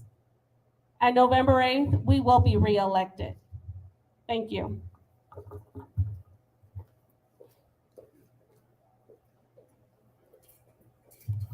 Thank you, Ms. Garza. Our next candidate, Mr. Ortiz. Thank you very much. I'd like to start off, first of all, by thanking the membership for giving me an opportunity to come and speak to you and share my thoughts and my vision for BISD. Unfortunately, I wasn't given that opportunity by another association. So I really want to thank you for the invitation and for allowing me to be able to express to you my ideas. These 2 days have been very informative for me as to what I hear the concerns are out there. I've listened. The thing about me is that I'm a good listener. And when I say that I'm going to do something, I deliver. I'm passionate about education. It's been all my life. That's the career I chose. And I am so happy that I did. I am passionate about what I did for 41 years. I'm passionate about what I am doing now with student teachers. Once an educator, always an educator. Can't get away from it. And you've got to have that love for it if you're going to be effective and if you're going to make a difference in the lives of students that come into your classroom year after year, every single day. We talked about student and employee safety. Of course, that's the main thing that everybody's talking about and taking the right, steps to make sure that all of our students and employees are safe. We've talked about competitive wages. We've talked about redundant paperwork. We've talked about duplicating programs. We talked about lack of respect. We talked about teacher and employee retention. We talked about teacher workloads. You know where I stand. You know what? These issues are very, very important to each and every one of you, and this is why they were brought up. If these issues are important to you, they're important to me. I will be your voice, and I will listen to you for the next 4 years. Because I hear those cries, and I hear those concerns, as I've said before, and I hear those needs. And I went through that as well, myself. But we always found solutions. And there's always a solution for everything if we're willing to listen. But that's the key. Are we willing to listen and work with our stakeholders so we can make a difference in the lives of our employees and, most importantly, in the lives of our students? You have a choice. You have a choice. And that decision is going to be yours. But I'm committed to you. I'm committed to you for the next 4 years. Thank you.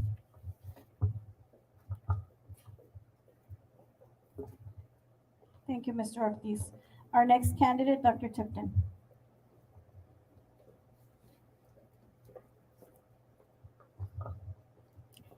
Thank you. If there's anything that I want to say, I want to use this platform to thank my family and allowing me to be out of the house for so many hours and times, right? Especially with the passing of my father, right? But he always understood the importance of education. He came all the way from Ecuador, who was in the Merchant Marine for 20 years. And out of all the places that he traveled all over the world, he stayed here. And he really came because he believed in education. And although we worked very hard for, since I was 5 years old at the shipyard, no matter how busy we were, we had 3 shifts running with almost 100 men. I was the president of the company at 15 I was just, he micromanaged, so he just elected me. That's the beauty of owning the small business. But he always instilled education. He knew the importance of it. And so if there's anything that I want to say is, I want to thank them for allowing me to serve you all for 4 years. I know that this membership did not endorse me last time, and it's okay. I don't hold grudges. I'm here to serve everyone in our community, all the kids, and all the staff and all the educators, anybody who comes up to us or to me or to my family with issues, we try to help and find some common ground. I also want to say to my son Scotty, I hope that I inspire him as much as he has inspired me, and I'm looking forward to the next 4 years. But I just want to say that again, my ultimate goal here at BISD is to ensure that we foster a culture of equity.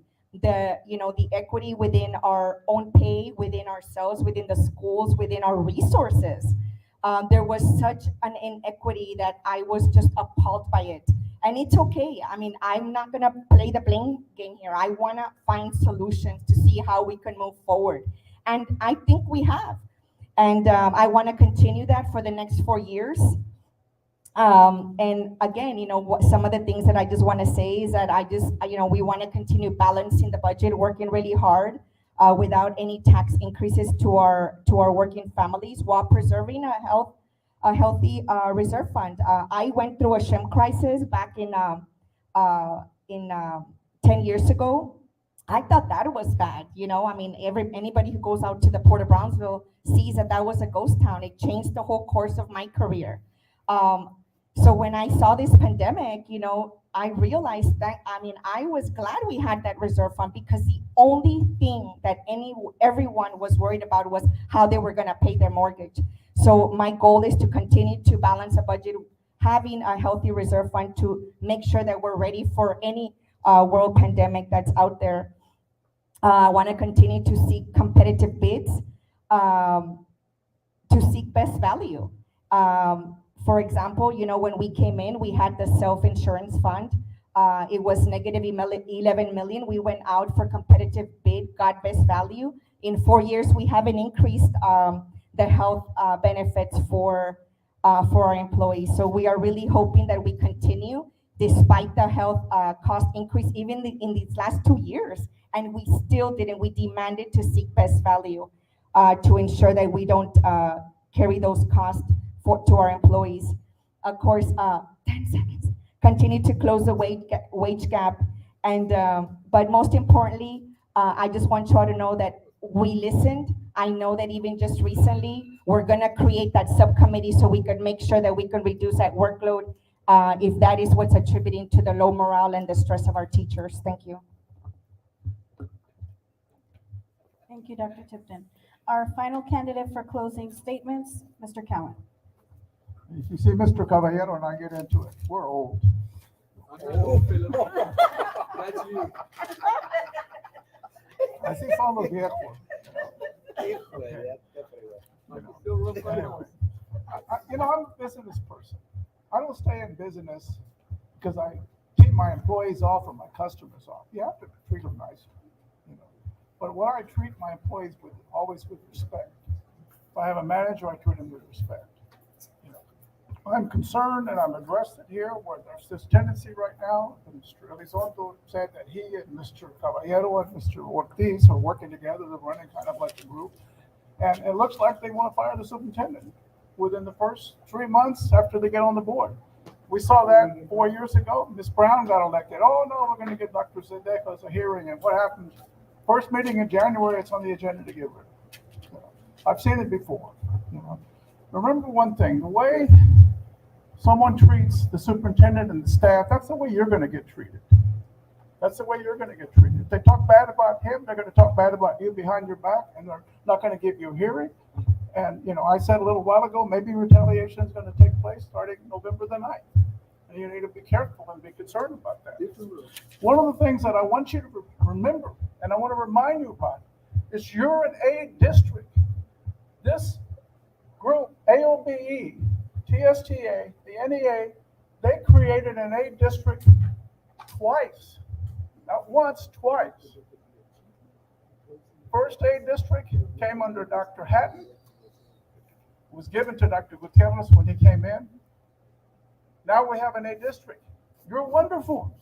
I don't want to let these three people tell you you're not wonderful. You are wonderful. I want you to believe in yourself. If the superintendent's not getting his message out, I know how to get him to get the message out. I know how. I can tell you that because you set goals and you set it and you say, get it done. I think Ms. Brown has some problems. Last night, the board meeting, there was an item on the agenda to discuss raising access to the aquatic center from $20 to $40. The only board member that didn't do anything about it was Ms. Brown. Everybody else was shocked. She has friends over there. Her husband used to work there. That's not good as a board member. That's that insider dealing that's going on, somebody in administration. That doesn't help. Anyway, okay, I'm sorry. I thought you were saying I was chewing gum. Okay. But anyway,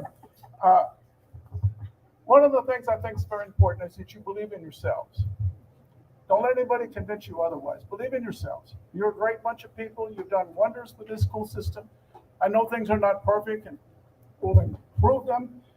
If they throw me in Dr. Tipton and Denise Garza's company, I'm in good company. I'm going to tell you that. I'm in good company, and I'm proud to stand by that if they want to say that. I don't want to say any more. I want to say that I love you. I really appreciate you allowing me to come and talk to you. I appreciate this debate forum rather than, talking behind closed doors. And one union didn't even want to listen to a lot of people, so they wouldn't hear it. But it's not the first time. It's the second election, I bet you, where they wouldn't do that. But anyway, thank you very much. God bless you. Y'all take care of yourself. Be careful. Wear a mask when you need to. We all know the routine. Thank you. Thank you, Mr. Cowan. All right. We would like to thank every single candidate for participating here tonight. This is very difficult when you're running for elections. People get very passionate and forget to turn over the mic on time.